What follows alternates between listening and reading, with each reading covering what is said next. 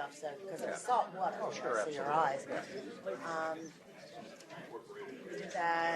Good afternoon, everyone, and welcome to the Delaware Public Service Commission meeting of February 23rd, 2016, also known as the Commission's Super Tuesday event. We have the reading of the minutes of February 4th, 2016. If someone would like to have them read, or does anybody have any amendments, changes, corrections to the minutes, or anybody have a motion to approve the minutes of public session February 4th and executive session February 4th? Is there any discussion on the motion? Hearing none, all those in favor signify by saying aye. Aye. All opposed and one abstention. The consent agenda has got 3 items on it. Does anyone wish to have any of those 3 items taken off the consent agenda? Does anyone have them? We adopt the consent agenda as presented. Second.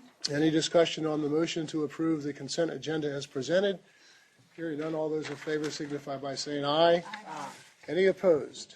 Any abstentions? The motion carries unanimously. By the way, I forgot to mention, Commissioner Correa is on the way back from a flight. Either fortunately or unfortunately, he's flying into Philadelphia, which may explain why he's not here yet. But he should be here very shortly, hopefully. Chairman Winslow, just to clarify for the record, the abstention vote for the minutes was your Yes. vote, is that correct? Thank you. Yes.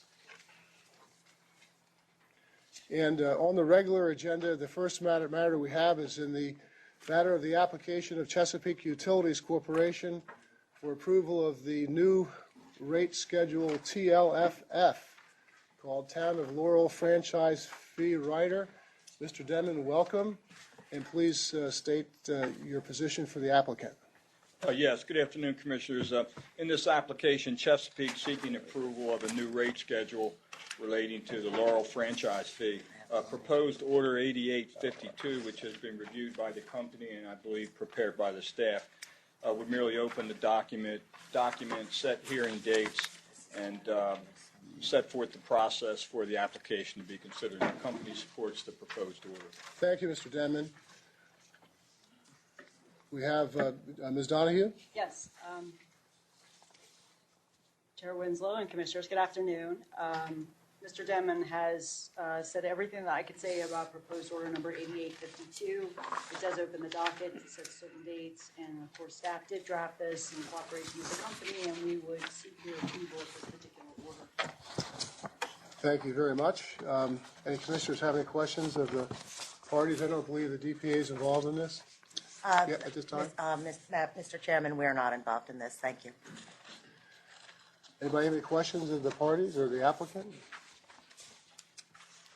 Chair, I move that the Commission adopt order number 8852 as submitted. I second.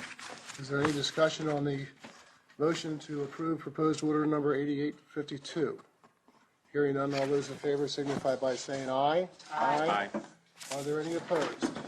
Any abstentions? The motion passes unanimously. Thank you, Mr. Denman.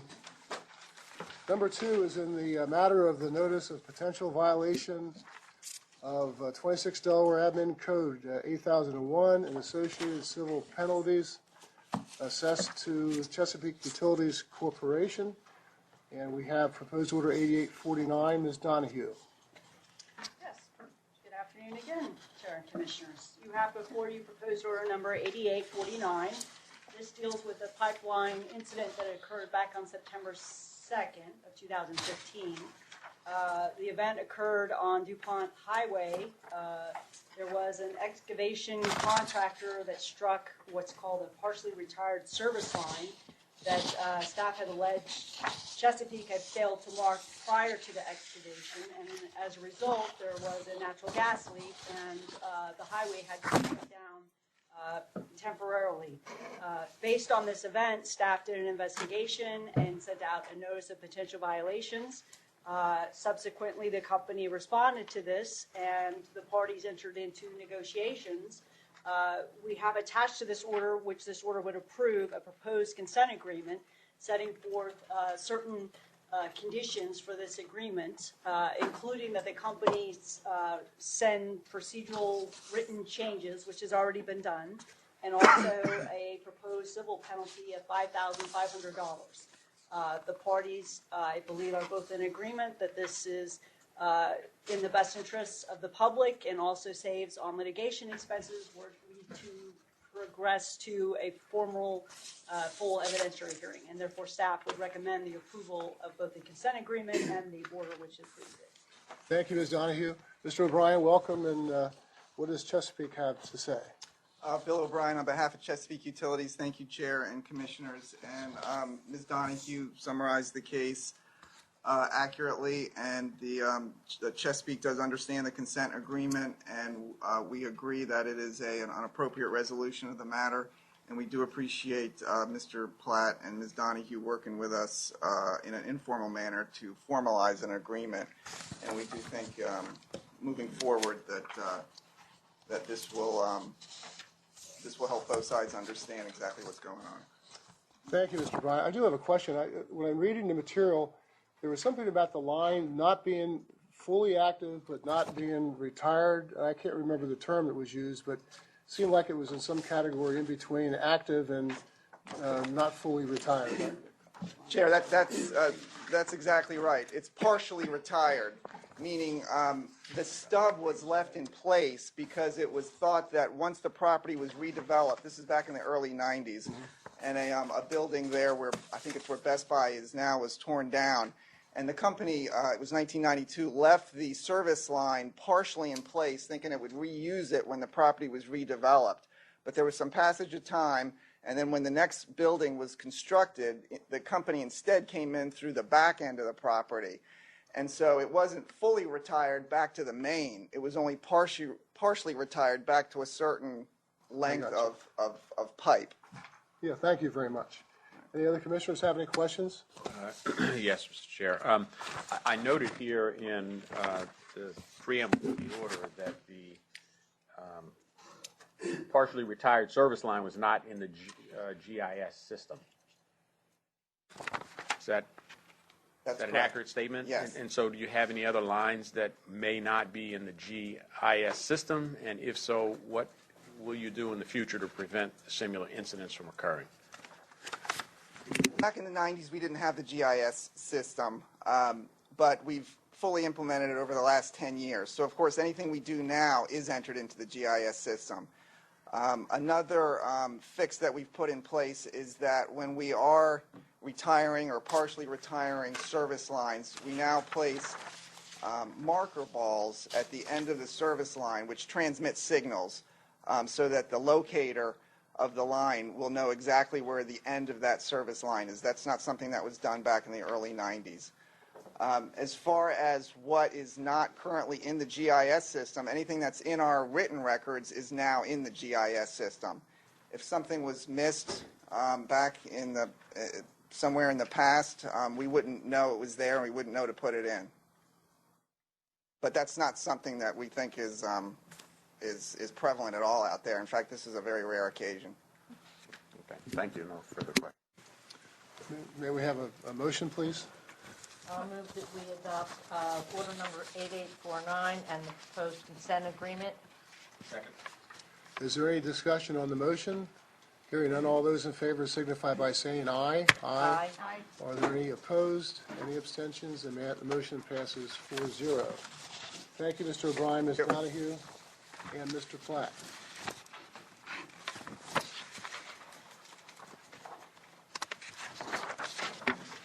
Number 3 on the calendar is in the matter of the petition of the Retail Energy Supply Association, RESA, to implement a purchase of receivables program in Delaware. And the commission would like to welcome Brian Green, who came up to visit us from Virginia, I believe. That's right. And I believe that Delmarva has a petition to intervene in this. Ms. Scott is here. We will hear from Ms. Scott first. Thank you, Chair Winslow and Commissioners. Pam Scott here on behalf of Delmarva Barbara. Delmarva filed a petition, I believe, to intervene in this matter. Essentially, RISA is requesting that you specifically order Delmarva to enter a purchase of receivables program. Therefore, we are directly impacted by their petition and what may come from that petition, and request approval to intervene in this matter. Any questions from any commissioners with respect to Delmarva's petition to intervene? Someone like to make a motion permitting Delmarva to intervene in this docket? I make a motion that we approve order number 8856. No, just Commissioner, the, 8856 concerns, Oh, am I the wrong one? we were the right one, but but we that have the order does not address intervention. the petition. Oh, the Yeah. intervention. Oh, I make a move that we approve the intervention by Delmarva. Second the motion? And is there any discussion on the motion to permit the intervention of Delmarva Power and Light into this docket? Hearing none, all those in favor signify by saying aye. Aye. Any opposed? Any abstentions? The motion passes 4-0. And at this time, we'll hear from, well, I guess also, do we have a pro hoc vice? Has that already been acted on or not? That was on the consent agenda. That's on the consent, that's right. So, Mr. Green, please. So I'm in the case now, and staff has filed to dismiss the case. So it would be the shortest lived. It's nothing pro personal, hoc. Mr. Green. So RISA filed a petition for the implementation of a purchase of receivables program. Staff has followed up with a motion to dismiss and puts forth, the way I count it in the motion, 3 arguments as to why the petition is not, or why the new docket is not necessary. There is, as a little bit of background, docket 15-1693, which is the new case before the commission to consider approximately 8 or 9 new market enhancement programs to help foster a competitive retail electricity market here in Delaware. One of those programs is the Purchase of Receivables program. And lest anyone, just to put aside any confusion or question marks, RISA welcomes that case in 15-1693. We like those programs. We participated in the working group with the Affordability Committee, and we intend to file comments and intervene in 15-1693.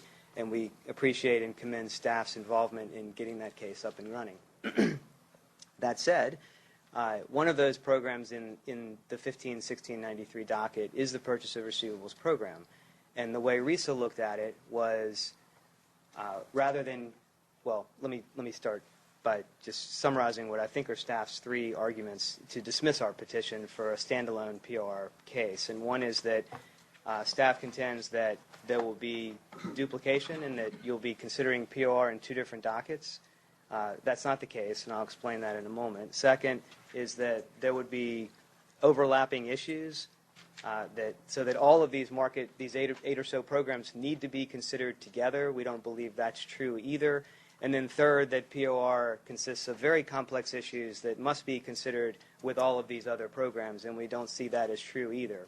In the first issue with respect to duplication, I think there might be some misunderstanding here because RISA's intent, maybe I didn't say it clearly enough in the petition, was to lift POR out of the other docket and make it its own docket so that the other docket, 15-1693, would no longer have POR in it. So there'd be no duplication.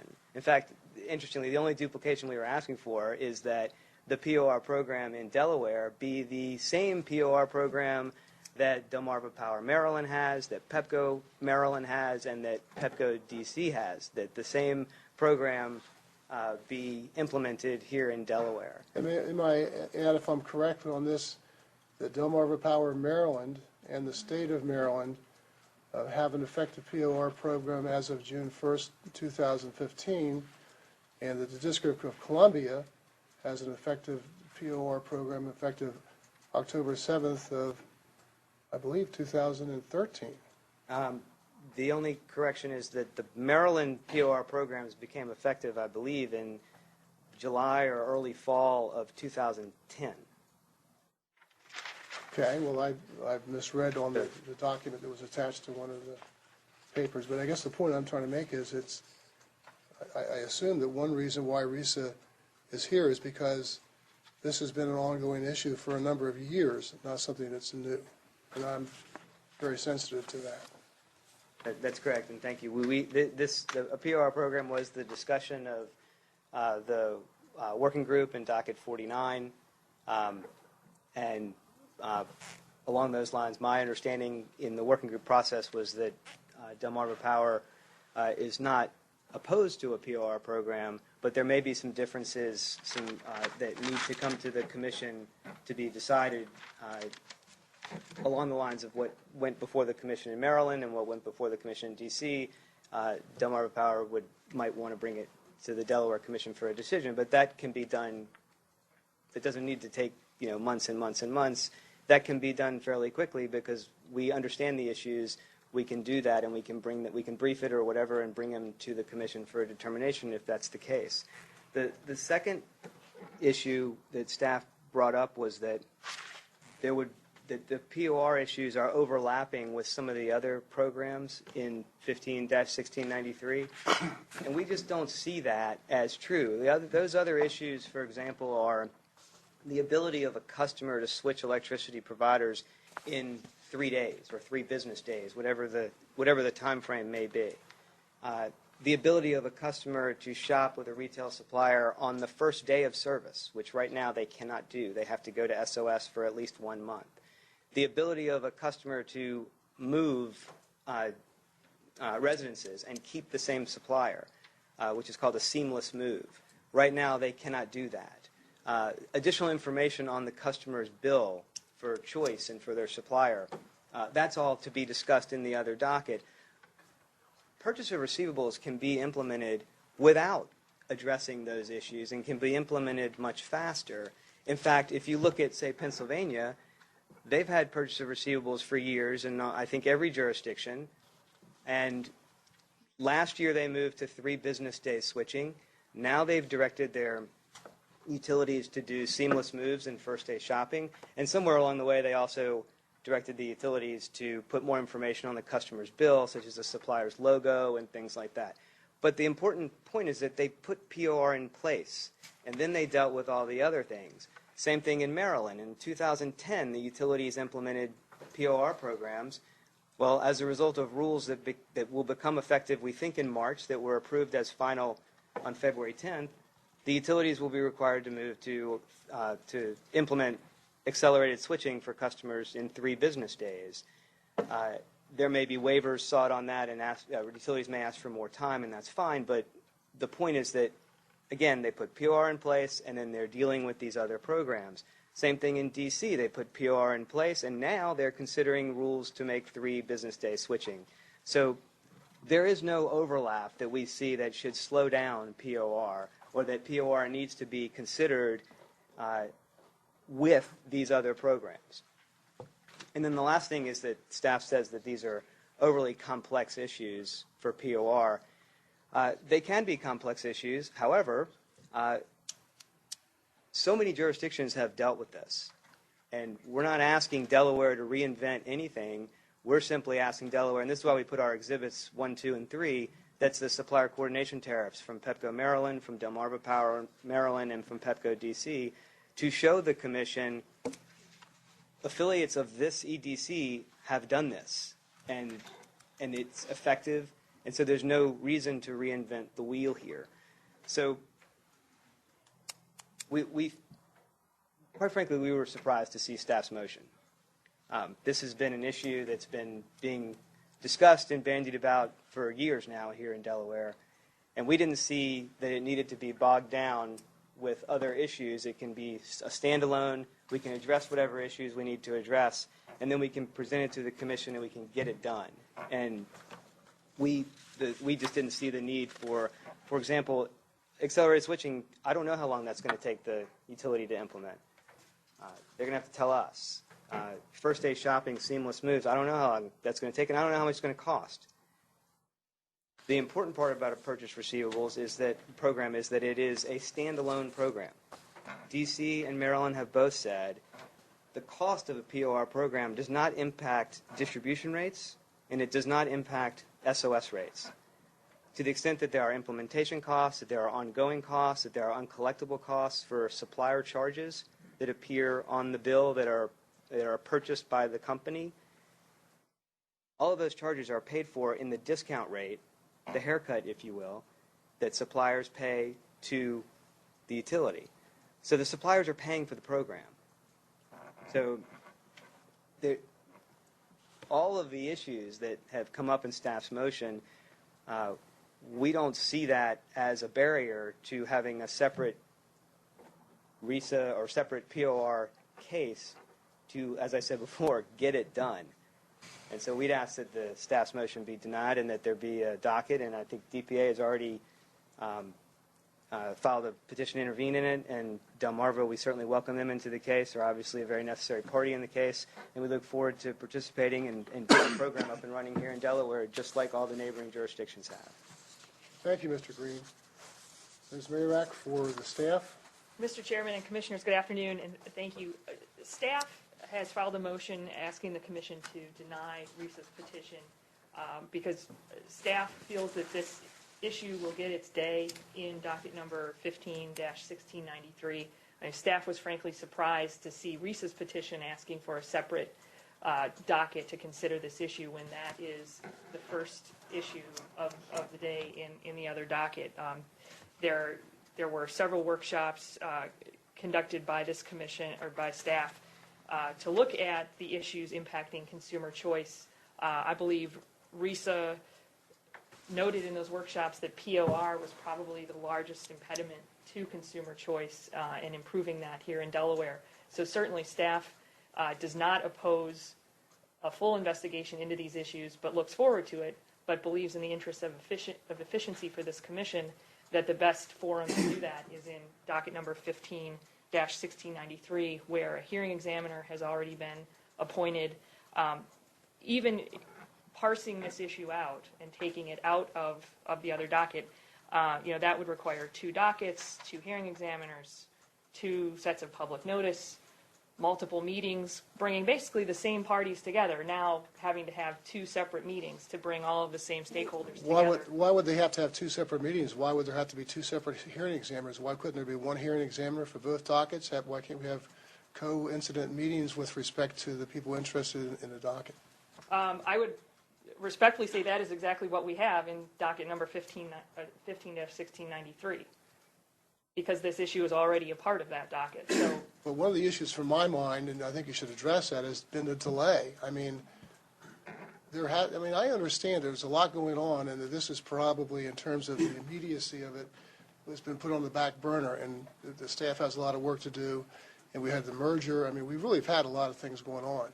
So I'm not knocking anybody, but I am concerned about the time that's gone by, and I'm concerned that we address this issue in a timely manner going forward, and that the other docket with the other 7 issues or 8 issues not so much bog us down as to delay this matter, who knows, another year or 2, the way things are going. So that's a concern of mine, if you'd address that. certainly, and in docket number 15-1693, certainly if the parties decide to proceed that way, there's no reason that this issue couldn't be expedited within that docket. Staff's position is just that it is unnecessary to start an entirely different docket for consideration of this issue when it is already before the commission and before staff. Ms. Mayrick, how about if we were to open this docket and consolidate it with the ongoing docket, so that if there is, by commission determination, delay that is longer than we think is necessary or acceptable, that we could then bifurcate it and go forward with just 1 docket?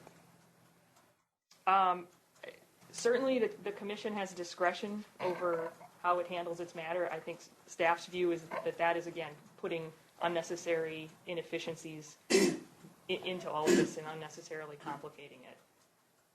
Where POR will be considered as part of the other docket, 1693.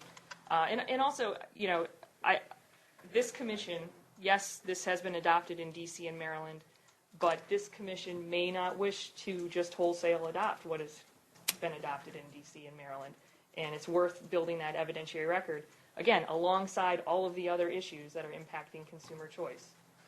I understand that, but I also know from reading legislation, that especially in the renewable area, we have a whole bunch of people here in that area, that sometimes our legislature tells us that they want us to look at the other states and be as compatible as possible with them, because we're all going to have perhaps the same company as of the end of March.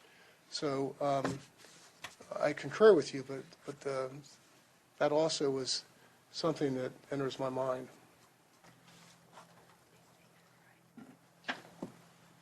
Anything else? Nope, that's, staff would urge the commission to adopt our proposed order 8856, of course amended to include the approval of Delmarva Power and Light's intervention in this docket. Ms. Iori? The public advocate takes no position on this matter. Okay. Is there anyone else here to speak on this matter? Ms. Scott? Thank you, Sorry. Chairman Zoll. Delmarva would have filed comments in support of staff's motion, but for the fact that we had to intervene first and get approval of the intervention, which is kind of an interesting position to be in, since the whole purpose of this petition is to require that we do something. But in any event, Delmarva obviously does not oppose a purchase of receivables program, and yes, it's true, we do have it implemented in our other jurisdictions. However, there are some issues that need to be worked through in connection with a POR program in Delaware, and we have attempted to work through those issues over the last 2 years or so, and have not yet come to a finalization of that, and have had discussions with Mr. Green on behalf of RISA in that regard. We are also concerned about having 2 separate dockets open. As Ms. Mayrack indicated, there's already a docket open. It's already been advertised. There's already a hearing examiner that's been selected to hear it. We believe that all of these issues should be addressed together, because all of them are going to impact our billing system and changes that we will need to do in our billing system to accommodate all of them. And we certainly would not want to piecemeal our approach to that, because it's simply going to take more time and more cost to do that. I understand the POR program is important to third-party suppliers, and we certainly know that, and certainly willing to work with them to get that done. But I don't believe there's a need to have a separate docket. I haven't heard any arguments to the effect that there's some urgency that needs to speed this up quicker than all the other recommendations that have come through the Electric Affordability Committee that the Commission has now been asked to look at. I think all these issues are interrelated. It's all going to involve the exact same parties, and I think we can work through it quickly, but I think it should all be contained in the same docket. Thank you, Ms. Scott. Any commissioners have any questions of Mr. Green or Ms. Mayrack, Ms. Scott, with respect to this issue? Yes, Mr. Chair. Mr. Green, what's the driver for RISA's accelerated timing? One of the reasons is that, in addition to the fact that we've just been talking about this for so long here in Delaware, is that we thought, quite frankly, that as a result of the working groups that happened last year, this was going to get done already. And that when we looked at the horizon, and we had the Affordability Committee working groups in the fall, I think it was, and talked about it some more, we started looking at the calendar, and we thought, well, SOS prices are changing in June, so wouldn't it be nice to have POR effective at that point in time, so that when the SOS prices change, suppliers would know the discount rate and can start pricing their contracts accordingly. So that was the initial driver. And then as we looked at the other programs, we thought, well, why is POR going to get sacked into with all of these other programs, which again we like very much, but a POR program should be implemented with more ease and less complexity than a lot of these others, because so many other surrounding jurisdictions, not just surrounding, so many other jurisdictions, period, have implemented POR programs successfully. The PHI companies in 3 jurisdictions in particular, so that I'm most familiar with. So Two more questions, Mr. Chair. Sure. Ms. Scott, which issues have emerged over the past 2 years that are in the way of implementing POR? it's simply a matter of putting all of this in our billing system once we get an approved program.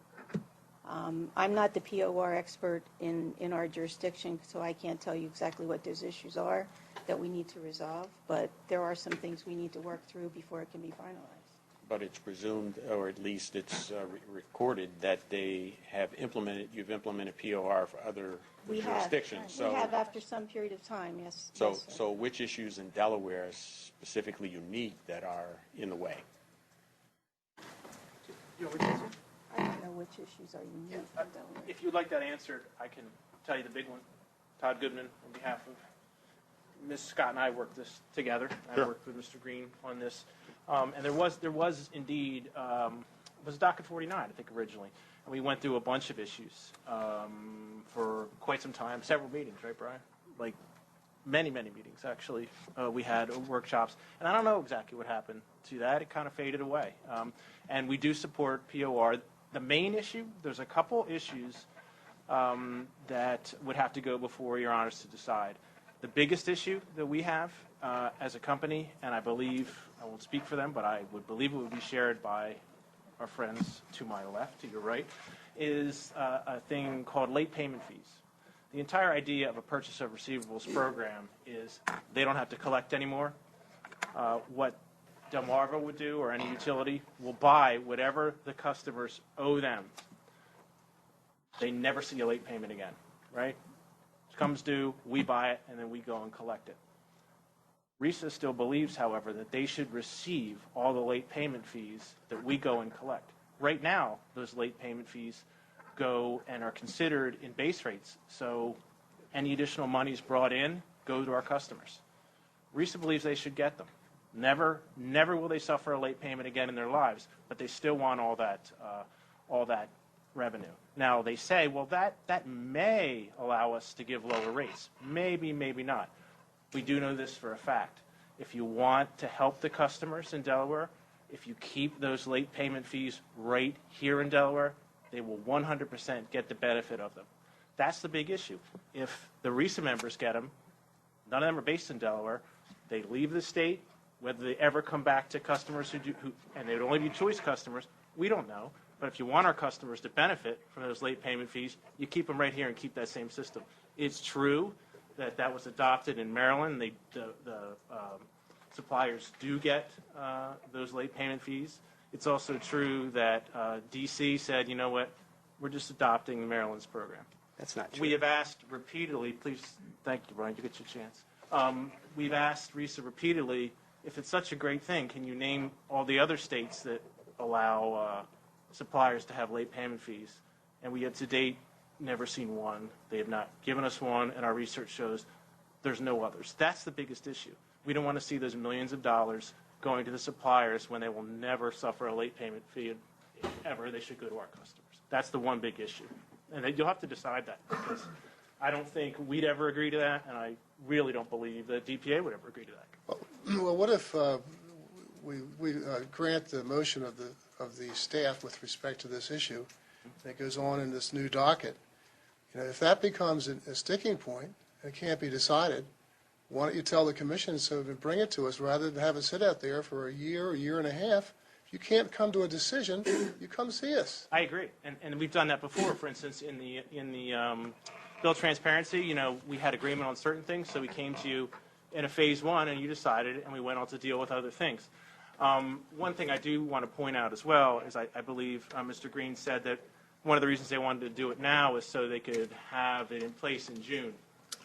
Non-starter. Yeah, it wouldn't happen. The programming there would be enormous. Yes, we have the programs in our other jurisdictions, but when we designed the billing system, everything that was in place was brought over and put into the new system, and so what was programmed in for Maryland was what existed in Maryland. What was programmed in for D.C. was what existed. So in order to do the same thing here, it takes an enormous amount of programming of the system because, as you can imagine, everything else that's in there for Delaware, net energy metering, the entire tariff, everything like that will be impacted by all these things.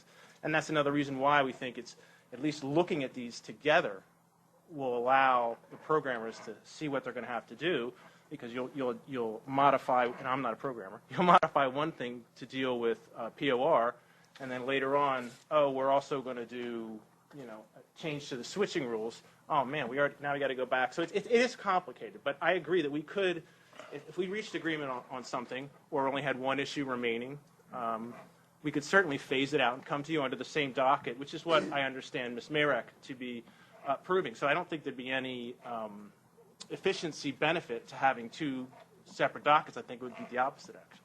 Well, another question for you, Mr. Chairman Gray, or Christopher Gray, I apologize if I interrupt you, but also, Delmarva's accounting plan, I think it was January of, was it 2016 or 2015? When it was it 2016?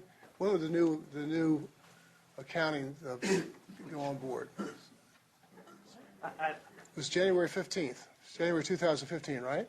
This issue precedes that date by a considerable period of time, so I'm a little surprised to hear that POR possibility, especially since it was enacted in other jurisdictions that PHI is involved in. I'm surprised that wasn't part of their thinking with respect to the new accounting system. I mean, I'm sorry, the new billing, billing. customer information system. Yes. Okay, I was confused at first on your question. But Chair Winslow, at the time that we put the billing system in, POR had still been a discussion item in Reg 49, and it had gone nowhere. That's because So Delmarva wasn't. until we had some better sense of what we were talking about, it didn't really make sense to put any programming in our system when we redid it, because we didn't know what we were going to be dealing with. Well, some people might use the term flexibility in terms of an accounting system too. I mean, okay, I don't think we're going to get too far arguing about that sort of stuff. But I just, I guess the point I'm trying, Brian, I'm going to vote for the staff. But I just want everybody to hear the comments around the table. I just think it's something that we need to get on and either accomplish or bring it to the commission. That's all I'm saying. And so I don't know how the other commissioners feel. Maybe they feel that we should open it up and continue with a separate docket, so I'll let them speak for themselves. But it just seems like to me that the June situation, Mr. Green is a non-starter. We can't get it possibly under, for that next SOS round, at least in my opinion. Excuse me, Mr. Chair. Mr. Green, go ahead. I'm sorry, Mr. Commissioner. Chairman, I have one right. more. Pardon me for interrupting, but I have one more question of both parties here.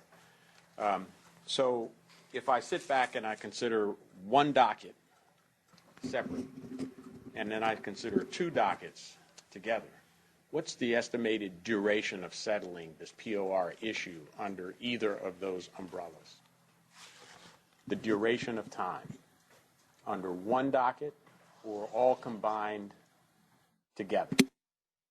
By estimation, what's the duration it will take us to settle this issue?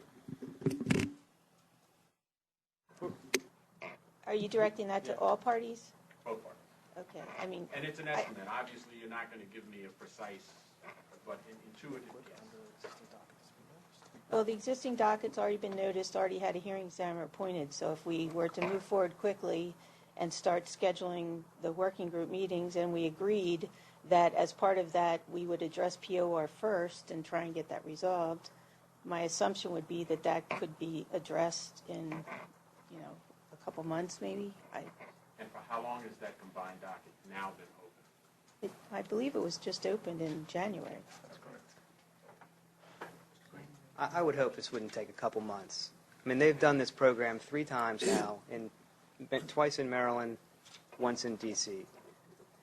Mr. Goodman talked about the late payment fees, and that is, when I spoke earlier about there'll be some issues we can't agree on, and we'll bring those to the commission, that's exactly the issue I was thinking about. I didn't know we were going to go into detail about it today. On that issue, just to clean up 2 things that Mr. Goodman said, suppliers, he made it sound like suppliers are getting a check for the late. That's not. It goes into the discount rate. It offsets the costs that are included in the discount rate. So it instead of the discount rate being whatever 3% or 2%, it drives it down, sometimes even to 0. But the fact is, we're not getting a check for it. So I just want to clear that up. If you're not familiar with POR programs, you might think that based on Mr. Goodman's explanation. The second thing is that issue on late fees and how they are applied to the discount rate, or whether they should be applied to the discount rate, that issue has been litigated no less than 4 times in Maryland, and twice in D.C. D.C. implemented the program. Pepco Maryland fought it. They lost. Pepco Maryland filed a motion for reconsideration. They briefed it again. They lost. The idea that D.C. is somehow just doing a program because Maryland did it and they're doing it willy-nilly, I think you'd get a lot of pushback from Chairman Kane down in D.C. about that, and I think the commissioners down there would totally disagree. That was an extensive investigation. They took briefs from all parties, and they took a long time to do it. And then they did a motion for they did a ruling on reconsideration. And it wasn't just Pepco Maryland, Pepco DC that filed a motion for reconsideration. There was another similar issue from Washington Gas Energy Services, now WGL Energy, that also had a reconsideration motion. So there was a lot of thought and a lot of activity going on in that docket. Commissioner Gray, one of the things that you said reminded me that one of the reasons that this POR consideration among the working group fell stagnant was because RISA, we didn't push it at the end of 2014. Was that when you implemented your new billing system? 15, well, January 15th. Yes. we implemented. Right. So throughout 2014, we knew the new billing system was coming. And so rather than have Delmarva incur the expense of implementing this new program under the old billing system that was going out at the end of the calendar year, we said, well, we'll just wait and then revive the discussions later. So they've known about this, that this was going to be a program, and yet they built their billing system with no consideration towards it whatsoever. This is what the Pennsylvania Commission was irate at Duquesne Power and Light for doing the exact same thing with respect to accelerated switching. And Duquesne kept coming in for waivers, and finally the Pennsylvania Commission said no.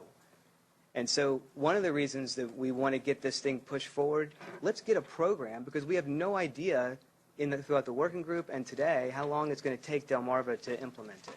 So, Mr. Green, sorry for interrupting, but I think I heard Ms. Scott say that if we prioritize this, I think one of the comments was this could be addressed within several months. Is there anything about that statement with which you would disagree? I would hope that, I think it could be a couple of weeks. If what we're going to do is look at what they've done in the past in other jurisdictions, similar to the exhibits we filed with our petition, and that's what the program is going to look like, with maybe having the commission have to decide one or more issues, we can present that very quickly to the commission, and it should not take months to do that. All right, but it should also not take the separate docket to make that happen, from what I've heard. The point of our petition was to expedite the process. So however we want to do that, we're not going to stand in the way of the process. Okay. Thank you, Commissioner Gray. Commissioner Conaway? Mr. Chairman, I would be willing to support order number 8856 with one correction, and that would be in the first line of the third paragraph where there might be a Freudian typo, which says, whereas on February 18th, 2106. And I know that I'm old, but I don't think I'm that old.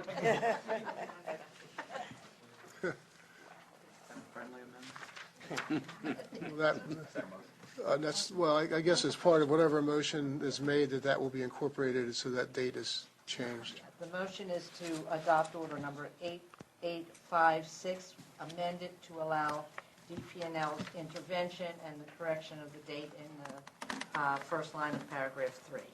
Second. Is there any further discussion with respect to the motion? I have a question. Commissioner, please proceed. This is also a question for both parties. Just to clarify, because I wasn't clear, the late fees are incorporated into the discount rate for Maryland and DC. Is that correct? That's correct. Thanks. That's all I need. My concerns about the timeliness of this situation aren't necessarily contained in the present motion, so I'm just going to vote, as I said before, in favor of the motion. I think the message has been pretty clear to everyone here that we'd like to get this thing wrapped up, and if it can't be wrapped up, that we'd be willing to sit here and address the issue.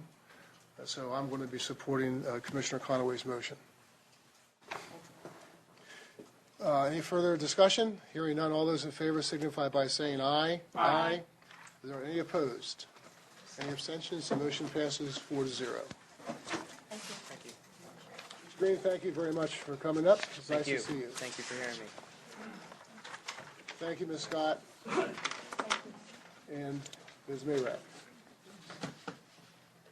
The next matter is in the, number 4, is in the matter of the objections of Suez Water Delaware, Tidewater Utilities and Commission Counsel to production of certain documents in response to Freedom of Information Act requests. And we're here to consider a variety of issues, but I believe that Ms. Mayrack has something to inform the commissioners about. Thank you, Mr. Chairman and Commissioners. Good afternoon. First, I would just like to recognize Ashley Lyon, our paralegal on staff, who probably spent several hours working on this matter, and I also understand that Connie McDowell and Amy Woodard were also involved in reviewing this. But at this point, both Artesian and Tidewater have both withdrawn their Freedom of Information Act request for this information, which renders the objections to the disclosure of the requested information moot. Therefore, there is nothing for the commission to consider in this docket today. So the commission is, that's number 4, that docket is closed. We don't need an order to close it today? There is no docket and no. Okay, thank you very much, Ms. Mayrack. You made people smile a little bit on that one. Okay. We have number 5 ahead of us here, and that is in the matter of the application of Delmarva Power Light Company, the joint applicants, to consider the whole list of items that we have on the agenda. We welcome Dr. Firestone and the other participants to the table.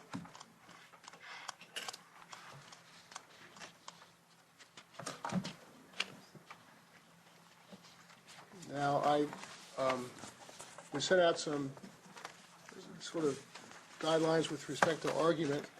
All the parties have submitted, I think, excellent written submissions that have been pretty thorough. So if anybody wants to waive their oral argument, that won't be, I don't think that's going to happen, but. That's how we train it. I think we're going to start with Dr. Firestone, and then we'll have the other parties, and we'll have a rebuttal by Dr. Firestone, and that will be the end of the oral arguments. And the commission will entertain the applicant's requests. Dr. Firestone. Thank you, Chair, members of the Commission. I'd like to start off by placing an objection on the record to the Commission's counsel filing a document in this matter yesterday afternoon when she attempted to frame the issues for this Commission. This written pleading was not included in the briefing schedule, and as such, I was provided no opportunity to file a written response.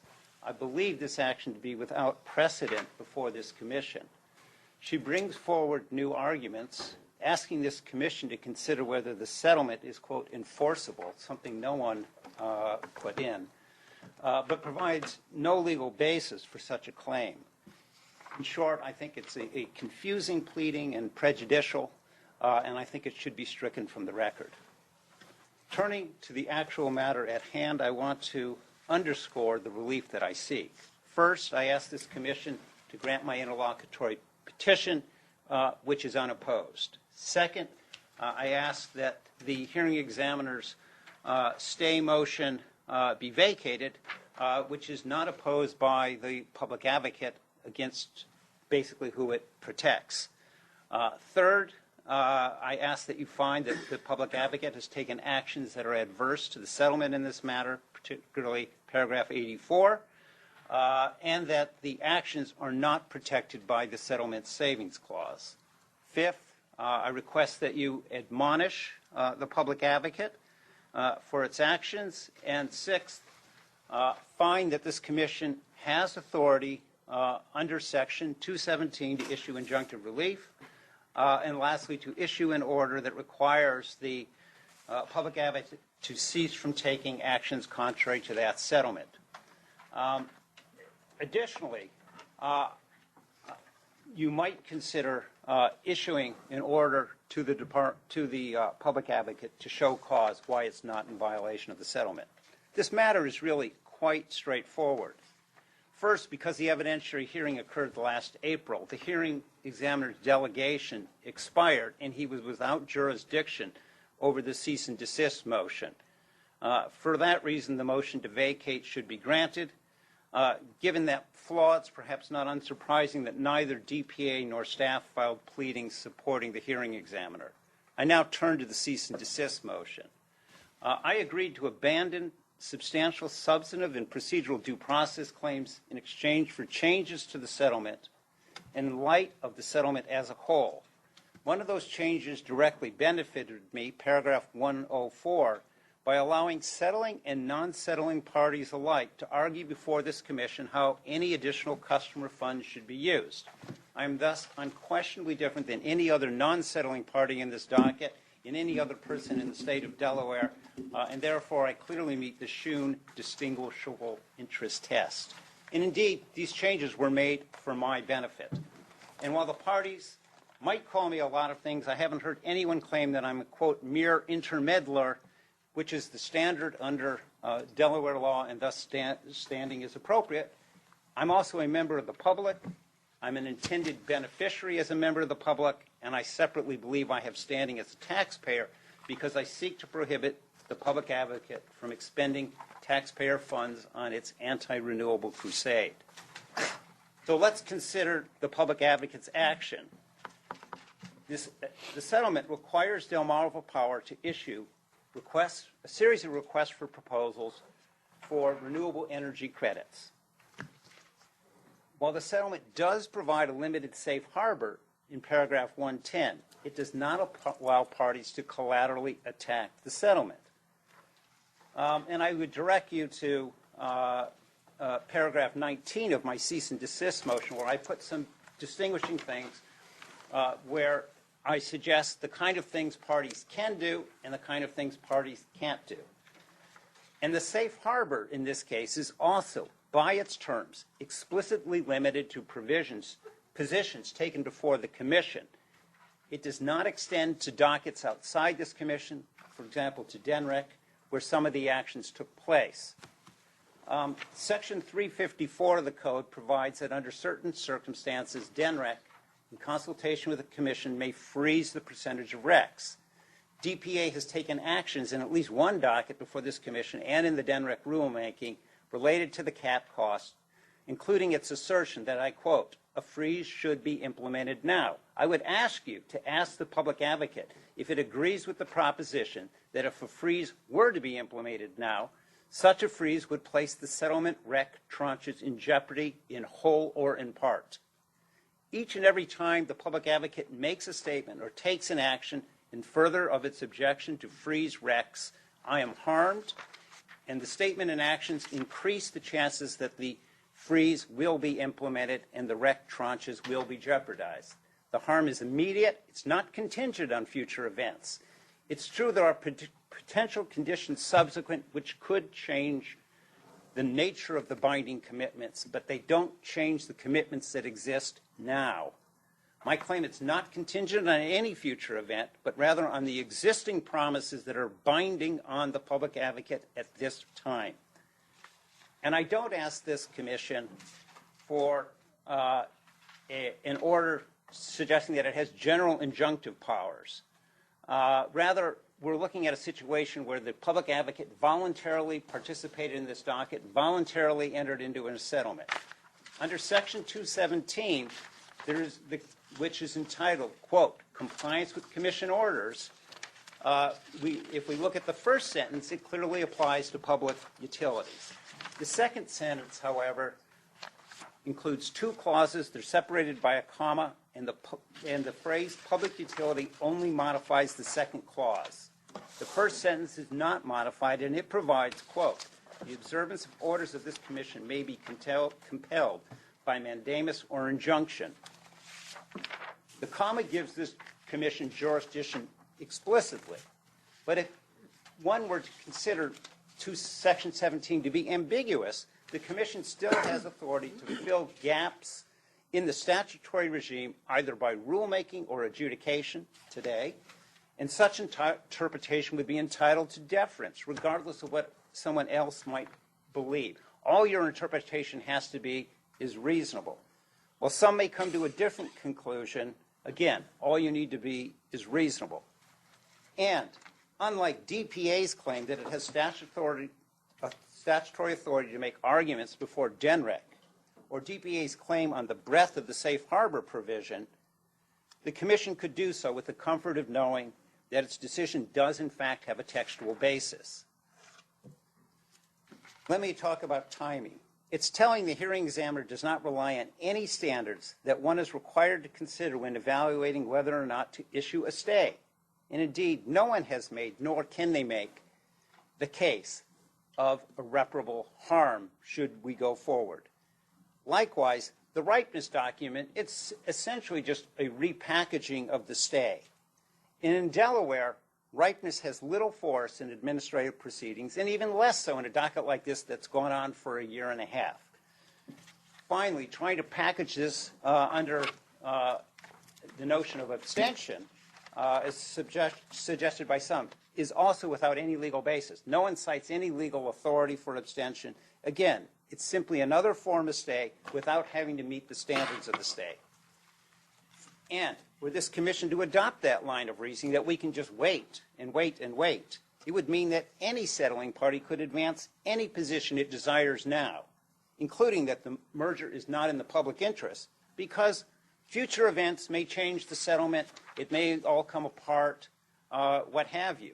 That absurd result is certainly not what anyone intended, not this Commission, not the settling parties, not me.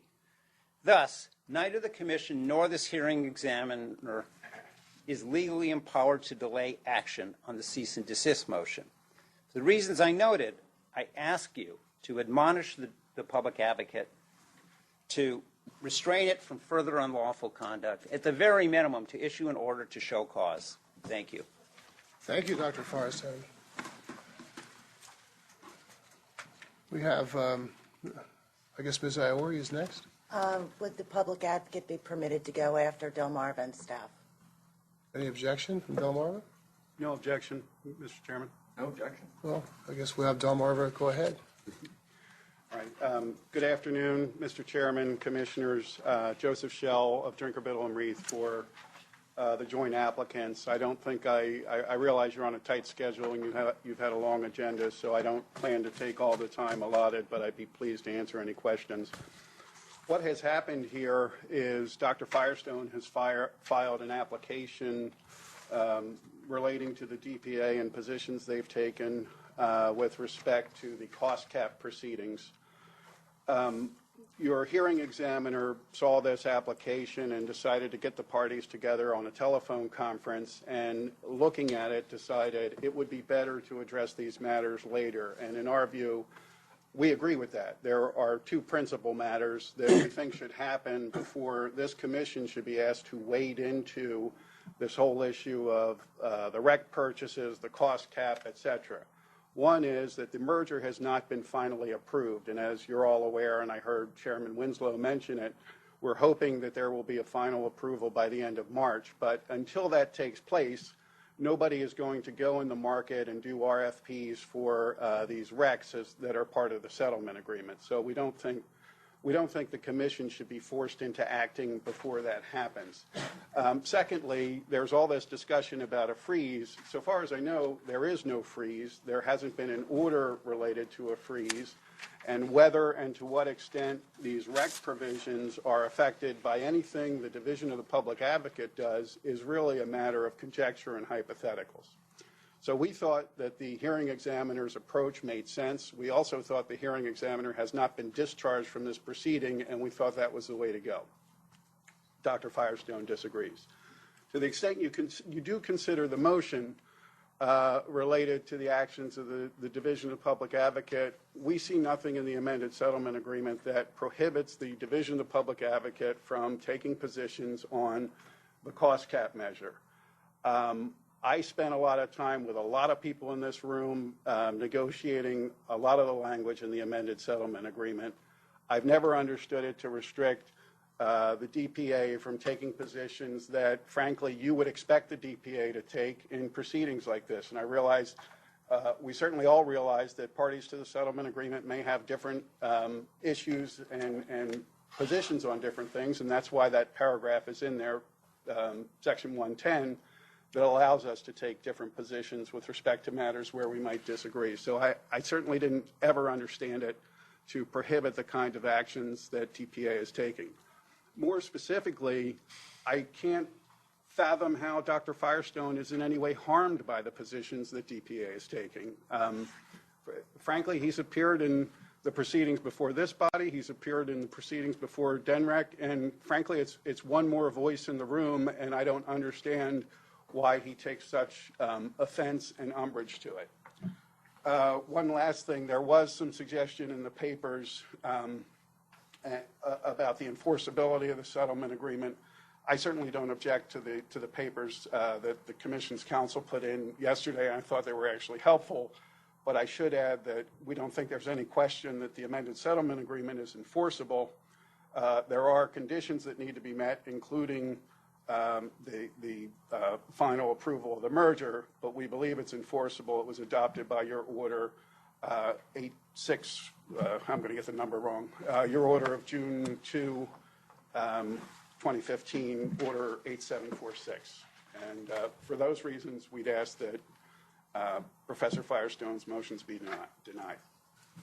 Thank you. Mr. Scholl, Ms. Iori? I believe Mr. Gaddis is going to proceed, Ms. You're anxious to hear from me, aren't you? I really am. That's the truth. That is the truth. I haven't heard from you for a while, and I'm missing it. Well, with the other gentleman going before me, my argument may be quite a bit shorter. Okay. Well, in that case, Mr. Gaddis, please. Mr. Chairman, members of the Commission, I've heard that before. I am happy to proceed, Ms. Iori. I do think she has, shall we say, a larger dog in this particular matter than perhaps staff does. Staff's document, which we filed, raises some procedural issues, and I'd be the first to tell you that the issue of standing is one that is more convoluted perhaps than the documents indicate. There is a real question whether intervention constitutes standing, but lots of lawyers can waste a lot of paper trying to convince you of the merits of their particular position. I will not try to do that. Also, the rightness issue, I think, is a real issue. But the issue I want to concentrate on is the one that we raised last, which is I don't think you can grant Dr. Firestone's relief. And I cannot parse paragraph 217 the way he does. Now, he's a professor, and he got one of his degrees at the University of North Carolina. And a gentleman by the name of Sam Ervin, who was the chairman of the Watergate hearings, used to come there many times for lunch. I used to have the privilege to serve him. And with regard to the Watergate hearings, he always referred to it as a horse. But he never told us, or at least he alluded to, he wasn't sure which part of the horse the Watergate hearings referred to. I move on. The issue is 217, and how can you construe that for it to apply to anyone other than a public utility? You know as well as anyone, your jurisdiction is limited to public utilities, 201. And 217 tells you what you can do about it if the public utility does not conform to your orders. And if you look at it carefully, it starts off, and I will agree it's not perfectly clear, but I don't think it can be constrained or convoluted in the way that Dr. Firestone has tried to suggest to you. It says, default of any order of the commission. That means any order. So it could mean whether it relates to utility or whatever. But the second sentence, which he believes gives you the ability or the expanded power to somehow enjoin an entity such as the public advocate, which is not a public utility, I think Dr. Firestone will agree to that at least, is, I think, impossible to reach. Specifically because it starts observance of the orders, not any order, the orders.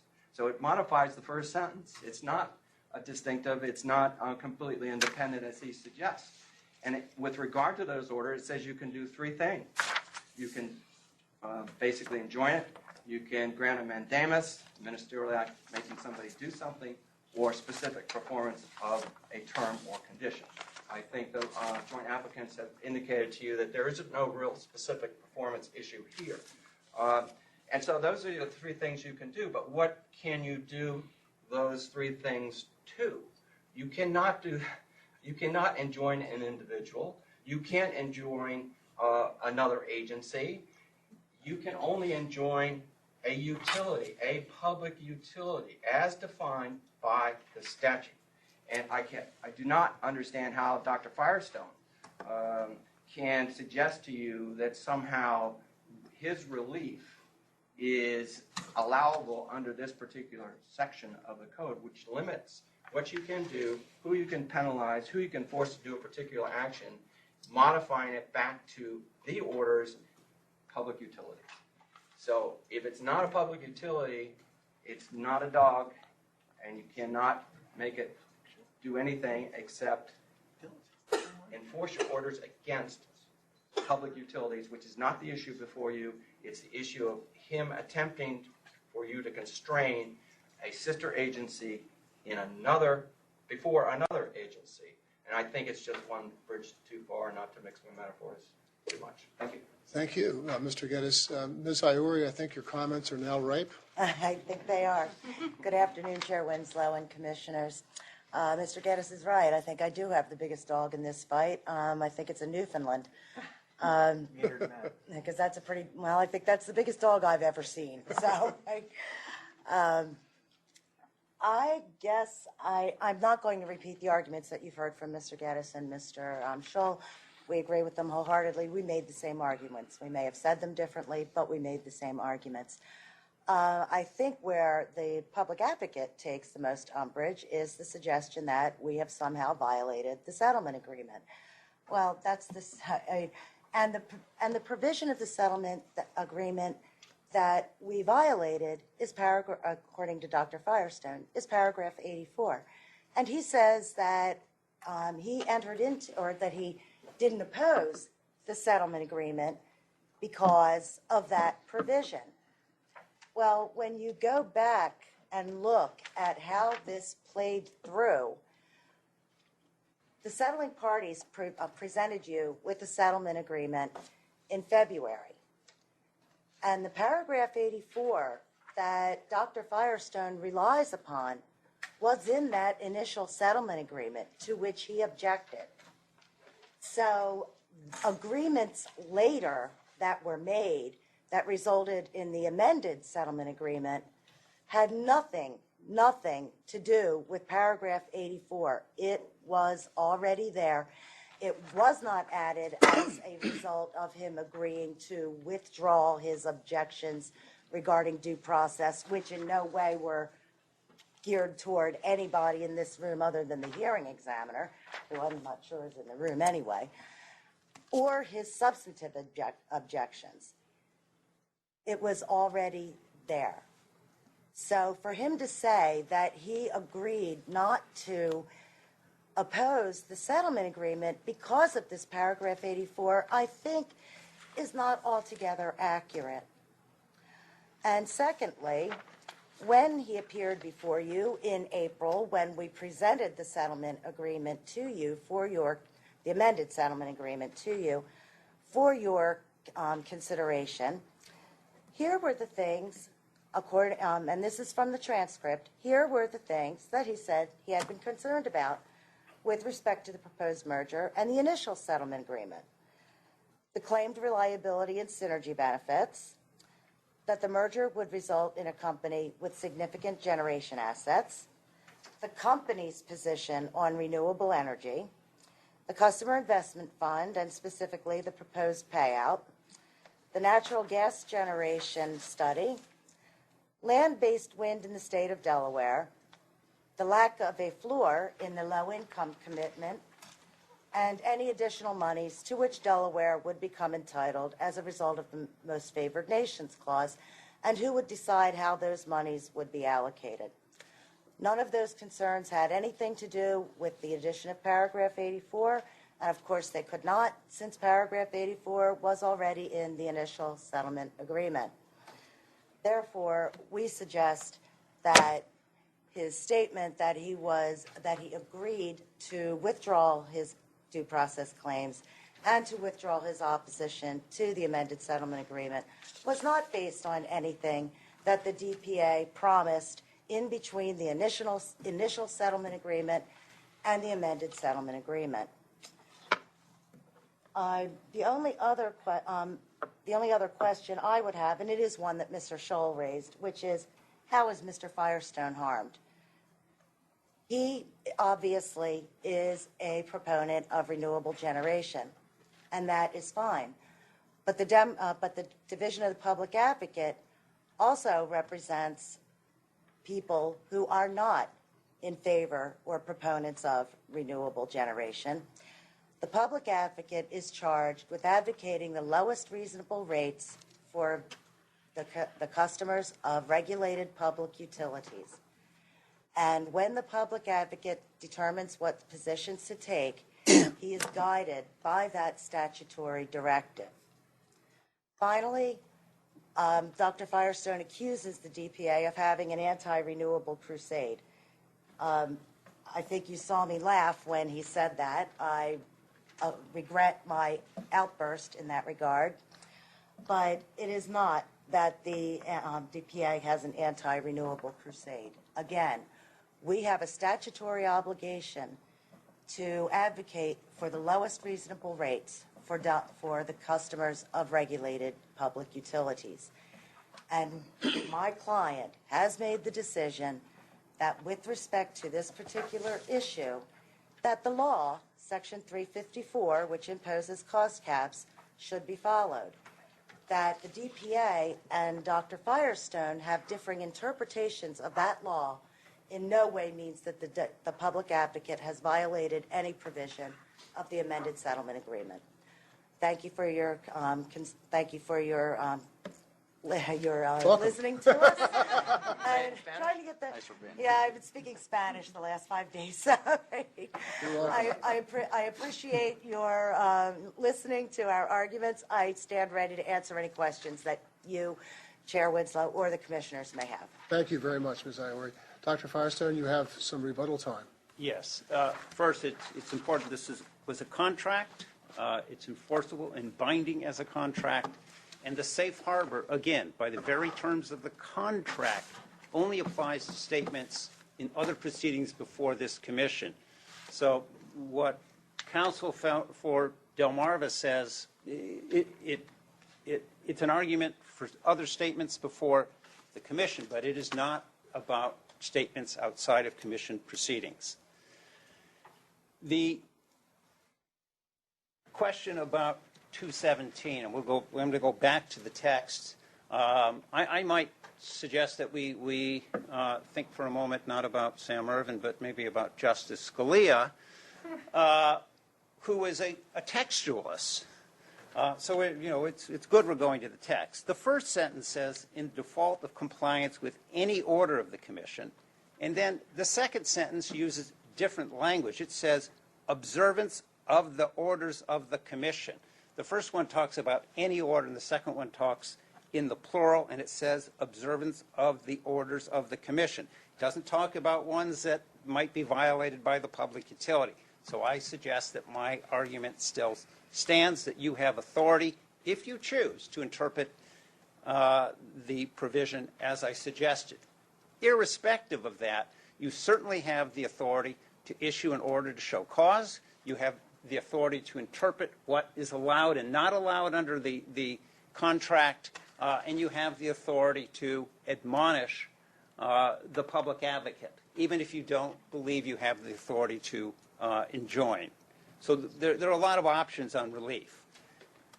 I'm a bit puzzled that Ms. Iori continues to make this argument that I somehow have suggested that I brought this case because of paragraph 84 being added. We all know it wasn't added. And indeed, I addressed this at length in my response, but that was just totally ignored here. And I would direct you to, for example, beginning at paragraph 22. My position is not that by gaining the rec tranche in paragraph 84 caused me to abandon my rights. I know, as I'm quoting now, as well as the DPA, that paragraph 84 was in the initial settlement. My position is that the totality of the final settlement that is embodied in the amended settlement agreement, which includes, among other provisions, the changes I was able to gain in the existing paragraphs, which would include paragraph 84, were sufficient to cause me to abandon my rights. And likewise, each settling party agreed, quote, it would not have signed the settling agreement had any term been modified in any way. In a very similar vein, I gave up my rights based on the settlement as a whole. Not only that, Ms. Iori's argument goes to only one basis for my standing. That's all it goes to. It doesn't go to the taxpayer standing, which no one contested. It doesn't go to the fact that merely by being an intervener, as Mr. Geddes suggested, I have standing. It doesn't go to the issue that I was an intended beneficiary of the settlement. None. It only goes to this notion about this one small ground of paragraph 84. Lastly, I would just like to call out, as I did in my response brief, that the public advocate, as they state in their brief, interpret lowest reasonable rates to mean lowest possible rates. And so their objective, their sole objective then, is to have the lowest possible rates, and the only way you do that is by scuttling renewable energy credits, because we all know they cost money. If you don't interpret reasonable as requiring something more than the lowest possible rates, then yeah, the RECs go by the wayside. But that's not what I believe is intended, and it's that kind of interpretation and attitude that has led to this problem with the public advocate taking positions that are adverse and antagonistic to the settlement, and I would respectfully request that you grant the relief requested, and I'd be happy to answer any questions. Thank you very much. Thank you, Dr. Firestone. Any commissioners have any questions of the party? Oh, by the way, before we go to the questions, I asked Ms. Mayrek to give some legal advice to the commissioners, and I think that's what the letter was about. You want to make any comments on the letter?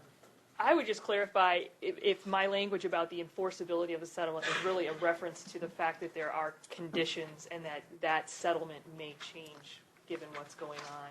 The final terms of this may change given what's pending in D.C.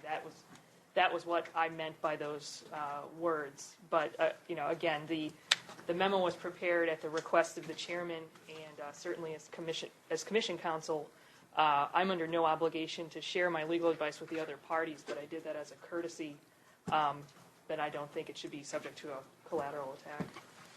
Yeah, I just wanted Dr. Firestone to understand that I guess I'm the reason that it started, because I asked for some guidance. Oftentimes when we have these proceedings, we want to find out how can we most efficiently address all the issues one by one. And sometimes it's hard to decipher which ones you come first, second, third. So I wanted some guidance, legal guidance, and that's what that was all about. And she wasn't trying to express her own personal opinions, but rather just giving us some scenarios. Commissioner Gray, did you have a question? Yes, Mr. Chair. Two questions for Mr. Firestone and one for Mr. Schell. Mr. Firestone, why should the commission admonish anyone for doing their job?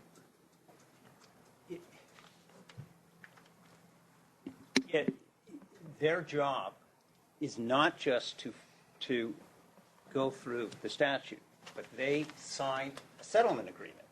Their job then is to, as a settling party, they settled, and so they effectively gave up rights. That's what a settlement is. You get things and you give up things. And their job is to engage in good governance. And good governance means living by settlements you agreed to. Maybe in retrospect you wish you hadn't agreed to what you did, but you did, and that's part of your job. Okay, so I noted you made a comment about changes in the specific terms of the settlement agreement. So, Mr. Schell, are you aware which specific terms in the settlement agreement have been changed and how? I believe Ms. Iori gave kind of the big overview, Commissioner Gray, but what happened is we filed a settlement agreement in February. You'll recall that we had an evidentiary hearing scheduled for early April. I believe it was April 7. And what happened is in the week before April 7, it was mostly my colleague Tom McGonigal talked with Dr. Firestone about several items in the settlement agreement, and Dr. Firestone agreed that if we could make these changes, that he would withdraw his objections to the settlement, withdraw his objections to the merger, and withdraw his due process objections, which he stated on the record. None of those provisions related to paragraph 84 related to the acquisition of RECs by RFPs. As I recall, the major one was going from what was going to be a long-term payout of the rate credit to a one-time payment of the rate credit. And Dr. Firestone felt that customers should get their money all at once. There was some other provisions related to the language of the settlement agreement where we made some changes. There was the question about land-based wind and having some study related to land-based wind in addition to the natural gas study that we had talked about. Those were the three major components. I think I might be missing. Oh, that's right. And Mr. Goodman reminded me, the other major one was Dr. Firestone wanted, if more money came on the table due to what happened in other jurisdictions, he wanted that to be an issue for the commission to decide and hear from all parties, and we did amend the settlement agreement to provide for that. So those were the major issues, Commissioner Gray. And as Ms. Iori stated, none of them involved this particular issue with respect to Delmarva putting out an RFP for RECs. Okay, one last question, Dr. Firestone, please. Can you define and quantify specifically how you are harmed by the DPA actions with DENREC? I agreed to withdraw my claims based on the settlement as a whole, including the modifications I was able to obtain. I intervened in this docket primarily related to renewable energy. If you go back and look at my intervention, and I cited concerns with climate change and sea level rise and ocean acidification and impairments, potential impairments to my recreational interests and other aspects of well-being from the continued use of fossil fuels from generating electricity. If the REC tranche is if the renewable energy, if the REC cost cap goes into place and there's a freeze and that impacts the REC tranches, that means that there will be less renewable energy and all of those things for which I intervened and which I hold dearly and believe are important to society and to my personal recreational interests and to my well-being would be impaired. Thank you very much. No further questions, Mr. Chairman. Any more questions? For the record, Commissioner Correa got here about 2 or 3 minutes into Dr. Firestone's comments so that the record's clear about his arrival. I'm going to make a motion and see if I can get a second. And if we get a second, I'd like to have some discussion amongst the commissioners, as we usually do, with respect to the motion, so we can go forward with that discussion under our belts. I move that the commission deny the cease and desist request made by Dr. Firestone. Second. Now, discussion. Dr. Firestone, we have in this commission a great respect for the public advocate. They very vigorously and strongly advocate for their constituency. And unless there's a clear signal in the legislation that we have the power to shut them up, so to speak, I'm not willing to step out there and say that we're going to issue a cease and desist order. I think that's egregious public policy to try to stop them from expressing themselves in the issues that they want to express themselves. The D.C. hasn't acted yet on the settlement agreement. I don't see in 217, and I have to see it with some clarity. I can't just make my best judgment. I mean, this is too important, and I just can't see from that language that I can say that we have that power to issue a cease and desist order. Don't see it. Now, maybe the Superior Court will inform me of a greater right that we have that I'm not aware of right now, but I can't see it from the, and I tell you what, you reminded me of an all-star NFL back, the way you, in your response, that you are able to respond to them. Did a good job, sir. But I would have to support my own motion. Any more comments by the commissioners? All those in favor of the motion, please signify by saying aye. Aye. All opposed? Are there any abstentions? The motion passes unanimously. Thank you, Dr. Firestone. Thank you very much. Thank you, ladies and gentlemen. Thank you, Commissioner.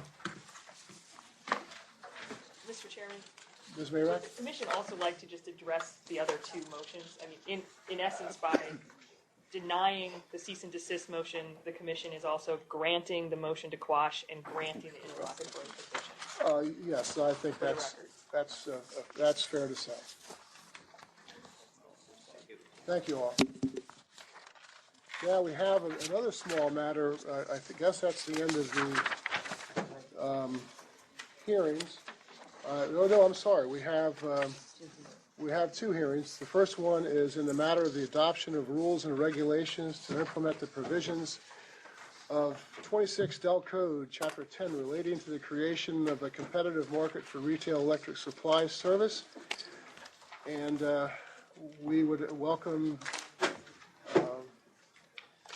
Mr. Geddes, Ms. Iori, and is Delmarva Power and Light going to be participating in this? There was a question mark on my agenda. Mr. Geddes. Chairman, could I start, please, if you wouldn't mind? Mr. Chairman, members of the commission. You'll recall that we were before you in December with regard to an order in Regulation 49, which has been mentioned in an earlier discussion. And at that time, there were certain proposed amendments to the regulations that I explained to you. It was my understanding were not controversial and would be a first step, if you will, to try to revise these regulations and to move forward on those changes that I believe were not controversial and would be agreed to. The order specifically said that comments with regard to the revised regulations should be received February 1st, 2016, and that there would be an evidentiary hearing today with regard to those proposed revisions. Since the date of that order, which is Order 8830, the comments were received by three parties, Delmarva, the DPA, and Mr. Green on behalf of REPSA. It was clear from those comments that the non-controversial changes that I thought would be easily included were not as I characterized them. There has been a subsequent meeting with some of the parties to discuss how best to proceed, but I believe that this hearing should be adjourned rather than trying to delve into these differences at the moment, with the idea that the parties, primarily DPA and REPSA, would come back to staff with those changes they could agree to, and we would try to reduce the number of issues to the smallest number we could before we brought it back to you. And that's why we're asking that the hearing be adjourned today, because the predicate of the hearing was that these would not be controversial and that they have turned out to be more so than we anticipated. We are trying to move one more point. We are trying to move this docket forward. It has been open for a long time. This was staff's attempt to try to get this on the table and get moving forward. There are concerns that it has lingered for a while. Ms. Iori may refer to that. Under the circumstances, we would ask you to adjourn the hearing to a later date to allow the parties to narrow the issues before they bring it back to you. Thank you. Thank you, Mr. Geddes. Ms. Iori? Thank you, Chair Wesson. Commissioners, I don't really have much to add to Mr. Geddes' recitation, except for the fact that the DPA wasn't advised that the regulations that were promulgated in December were intended to be non-controversial. When we saw the regulations, we noted that none of the changes that we had recommended a year earlier had been incorporated. And because one has to submit comments or waive their right to do so, we submitted the comments that we did, which were fairly substantial and also fairly substantive. As a result of the meeting that we had last week, we reluctantly agreed to the postponement. We would have been prepared to bring our consultant and have her testify before the commission, but we think it might be better if Risa and the public advocate, and we did have the most substantive comments, are able to narrow down the issues so that we can present as few contested issues to the commission as possible. Thank you. Thank you, Ms. Iori. Mr. Goodman. Thank you, Chair, Commissioners. Delmarva did have some comments.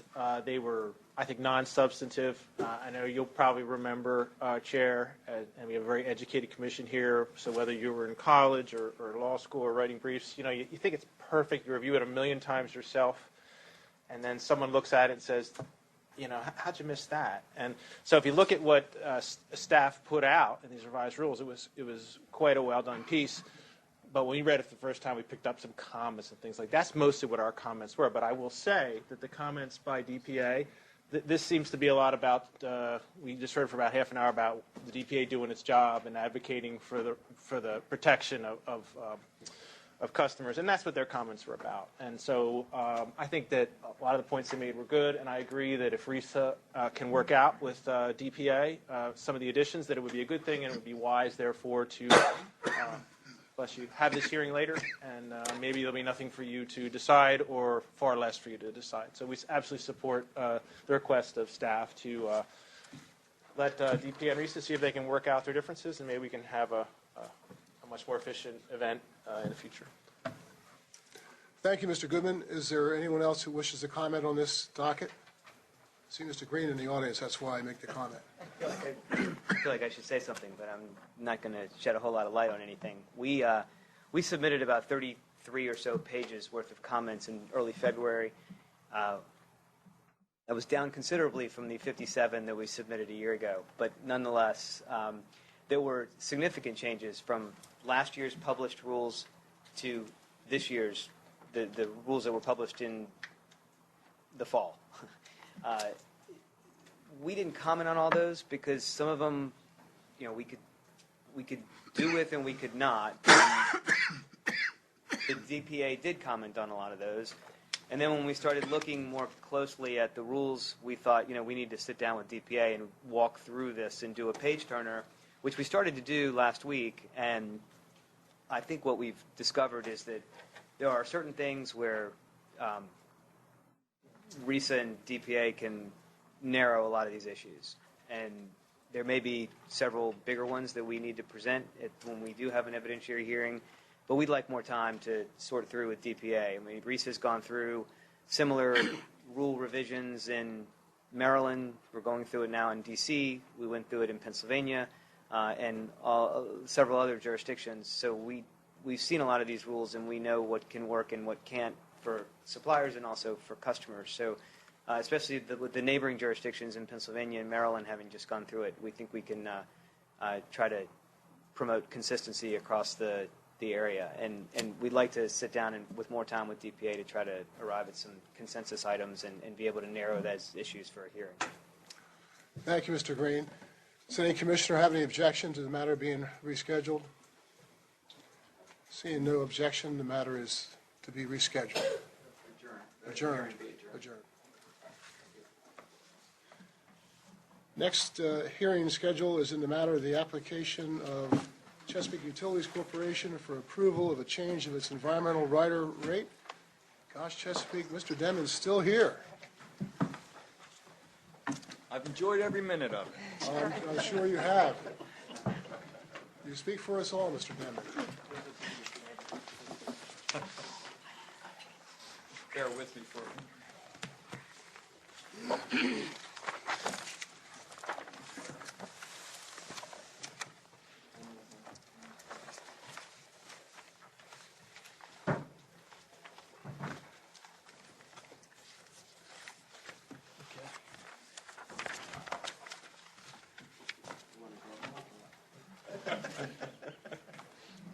Just trying to remember why I'm here. It's been so long since I got here. Good afternoon, Commissioners. This is Chesapeake's application to implement an environmental rider rate pursuant to its environmental rider tariff. We have a witness here to testify in support of that, Sarah Hardy. To my right, she's a rate analyst with Chesapeake. I believe the staff and perhaps DPA have a witness who's also going to present pre-file testimony in support of the application.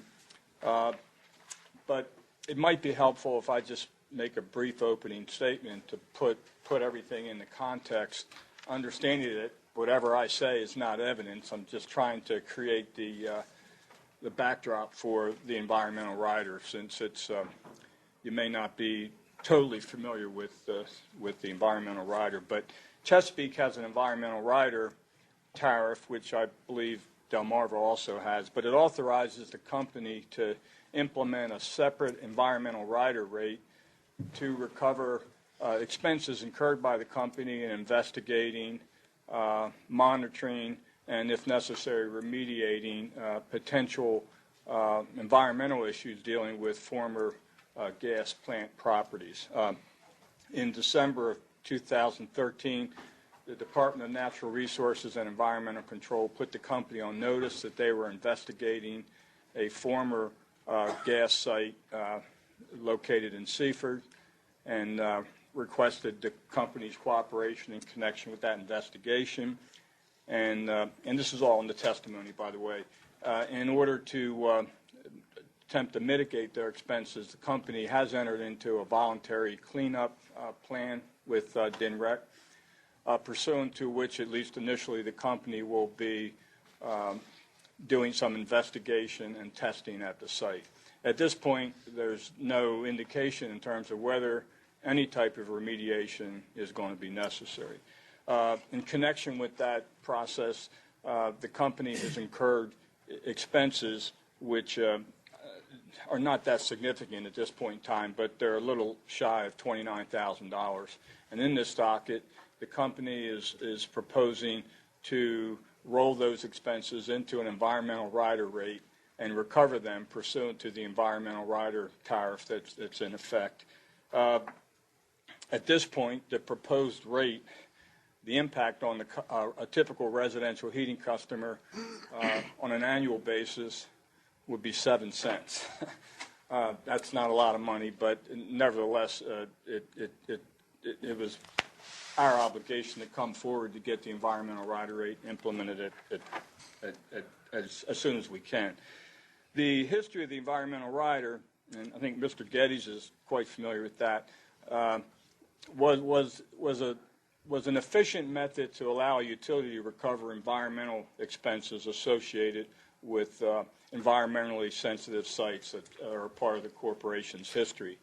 Under the terms of the environmental rider, and again, this will be in the testimony, the company is allowed to include certain eligible expenses for recovery. However, rather than recover those expenses all at once, the recovery is amortized over a period of 5 years. And that's what the evidence will show in this particular case. However, in order to implement some type of sharing between the company and the ratepayers, because the deferral mechanism doesn't allow the company to recover interest or, in effect, include the unrecovered balance in its rate base. So that implements a sharing between the company and the ratepayers. So in this particular case, and I don't believe the staff opposes the application, the company is proposing to implement this environmental rider rate of 0.001 per CCF for the next environmental rider year. And with that said, just again, whatever I told you is not evidence, but I'm just trying to, put everything in the context. Our first witness would be Sarah Hardy, and she's our only witness. And she, of course, will be available for any cross-examination that we have. Thank you, Mr. Denman. Swear to witness, please. Do you swear that the testimony you're about to give shall be the truth, the whole truth, and nothing but the truth? I do. Okay. Good afternoon, Ms. Hardy. Could you state your name for the record? My name is Sarah Hardy, And by whom are you employed? Chesapeake Utilities. And what is your position at Chesapeake? I am currently a senior marketing analyst with Chesapeake Utilities. Okay. Are you familiar with the application that was filed in this particular docket? Yes, I am. And what was your assignment in this docket? In this docket, my assignment was to present and discuss the calculation of Chesapeake's proposed environmental rider rate to be effective for service rendered on and after December 1st, 2015. Okay. And have you reviewed the application that was filed in this docket? Yes, I have. Okay. And in connection with your assignment, did you prepare certain pre-filed testimony, which I believe was dated October 29, 2015, together with the attached exhibits? Yes, I did. Okay. Do you have any changes or corrections that you would like to make to any of your pre-filed testimony at this point in time? I do not. Okay. If I were to ask you the questions set forth in your pre-filed testimony today, would your answers be the same? Yes, they Okay. would. And you're familiar with the application that was filed? Yes. Okay. And is the information set forth in the application true and correct to the best of your knowledge? Yes, it is. Okay. At this point, we have an exhibit list or an exhibit log in this docket. I would ask that the application of the company, together with the pre-filed testimony and the exhibits, which are marked as exhibit number 1 on the exhibit log, be introduced into evidence. Are there any objections? No objection. Without objection, they are admitted. Okay. Thank you. Could you please just basically summarize the company's proposal in this docket and what type of relief the company is requesting? Absolutely. In this application, as Mr. Denman previously described, the company is requesting approval to increase its environmental rider from the current rate of 0 to 0.0001 per CCF. And as I mentioned before, that's effective for service rendered on and after December 1st, 2015, and that rate ends November 30th, 2016, at which time another filing would be made. As Mr. Denman previously mentioned, we incurred just under $29,000 of environmental expenses during the cost year, which ended September 30th, 2015. Those costs consisted of consulting, legal, and other expenses related to the Seaford Town gas site. The environmental cost recovery mechanism calls for a 5-year amortization of costs, which are offset by an imputed deferred tax benefit. The amount is grossed up also to account for the Delaware PSC assessment. Therefore, for the first year of cost recovery, the company anticipates to recover approximately $4,547. To calculate the rate, we take that amount and divide it by our projected firm sales for the recovery year that would end in November of 2016, and that got us to our rate of 0.0001 per CCF.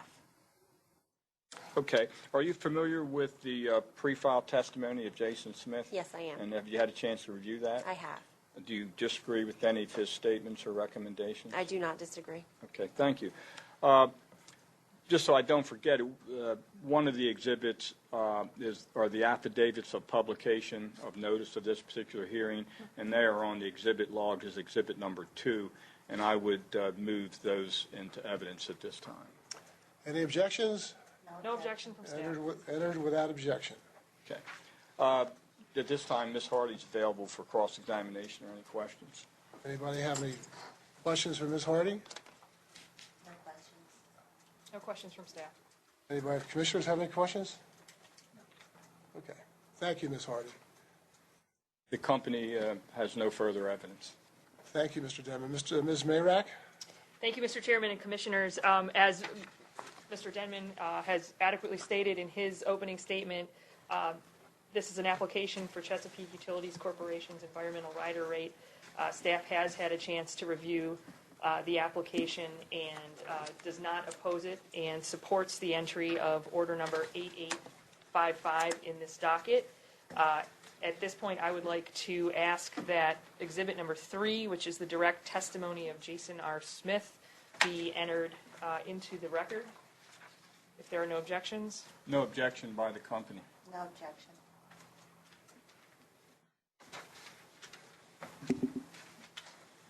And Entered without objection. thank you, Mr. Chairman. And at this time, staff calls as a witness Jason R. Smith. Swear that the testimony you're about to give should be the truth, the whole truth, and nothing but the truth? All right. Mr. Smith, please state your name for the record. My name is Jason Smith. And who is your employer? I'm employed by the Delaware Public Service Commission. And what is your position and title? I'm a Public Utilities Analyst 3. And were you the case manager on behalf of staff for this docket? Yes, I was.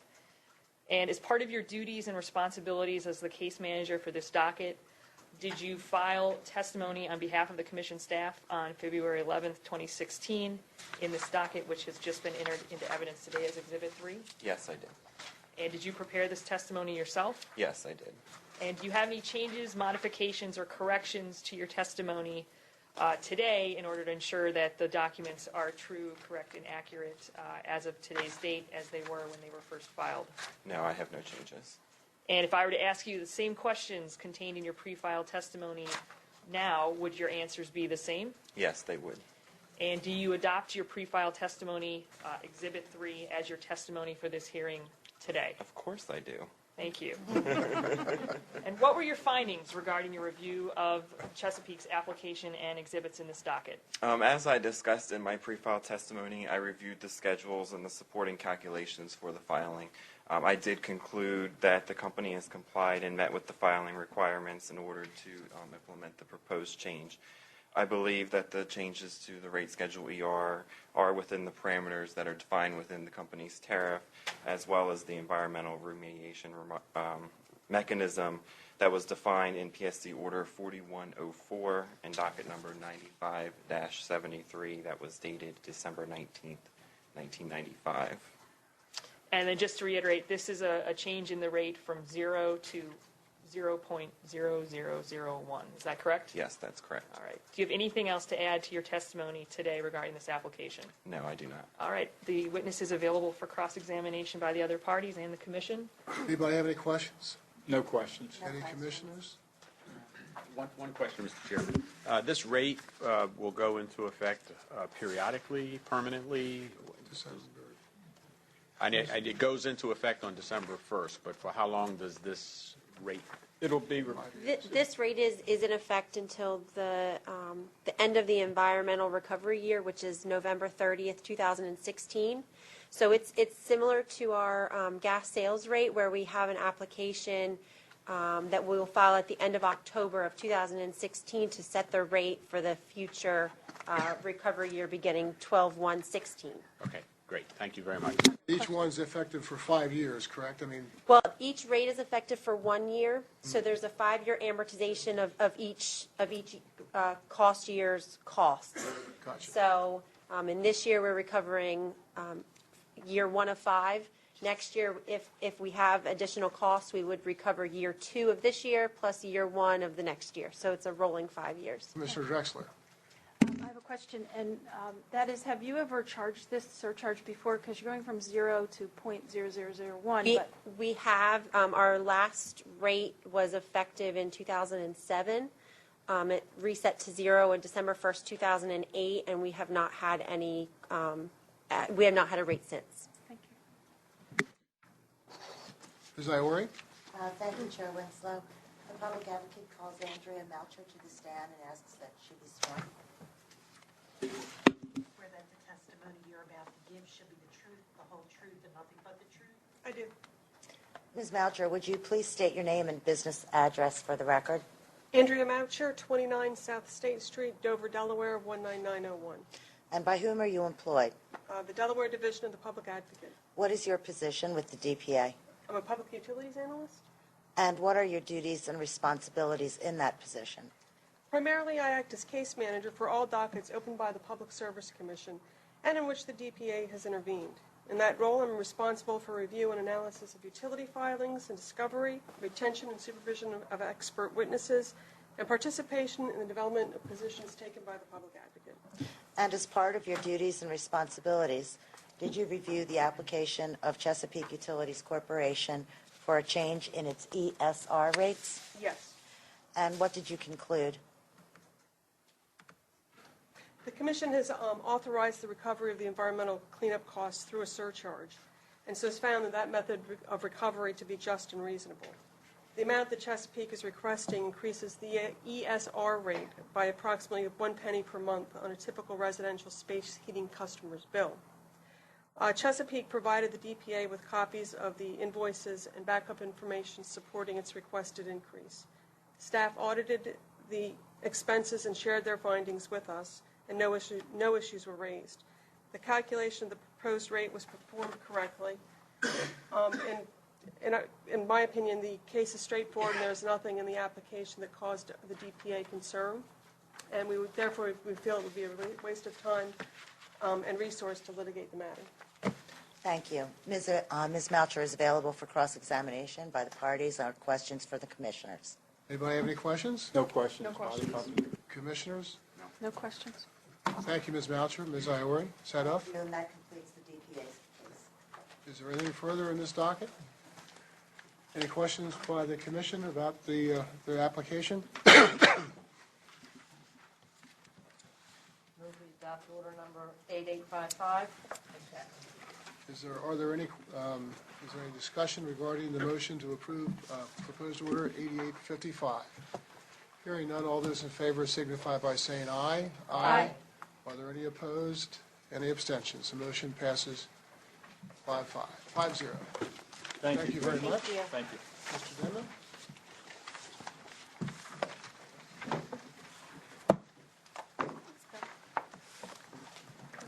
The next item on the agenda are director's comments and administrative matters. I apologize. I guess the next thing on really is public comment. Is there anyone here from the public that wishes to make a comment to the Public Service Commission? I see a gentleman in the back there. It looks like a lot like Mr. Stevenson.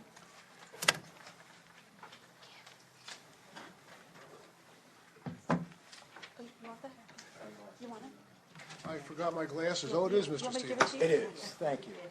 Welcome aboard, and please make yourself comfortable and make the comments you wish to make. I have some written comments that I could hand out to the commissioners if you would like.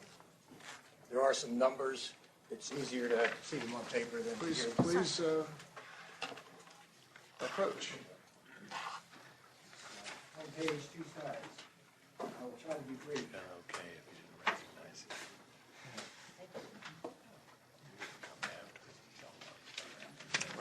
Thank you, sir.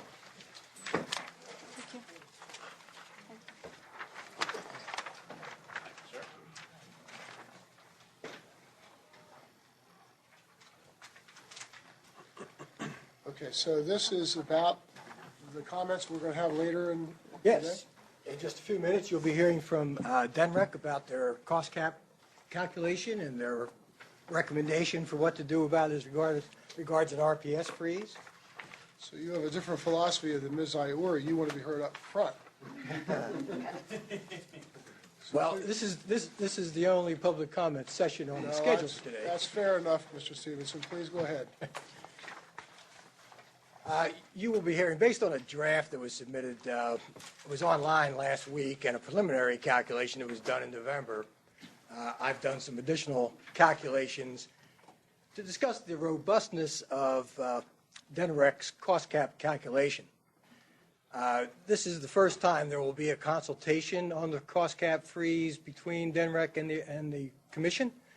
I don't know what action, if any, you will be asked to take, but I thought you should hear some alternative ideas before you take any action.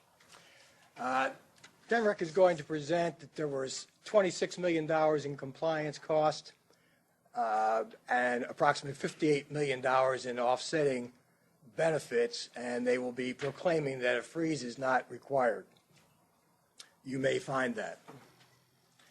I'll set aside the argument that they ignored the fuel cell tariff and that the REPSA Act doesn't actually give them authority to even look at these externality benefits.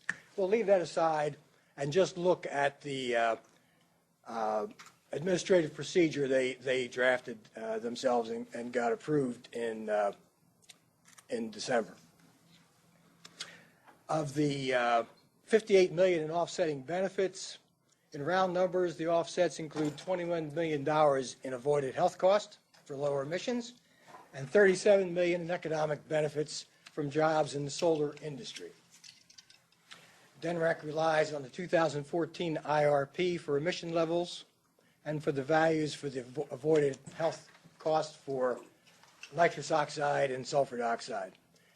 They did, however, use an updated value for the value of carbon dioxide based on an EPA report released last summer.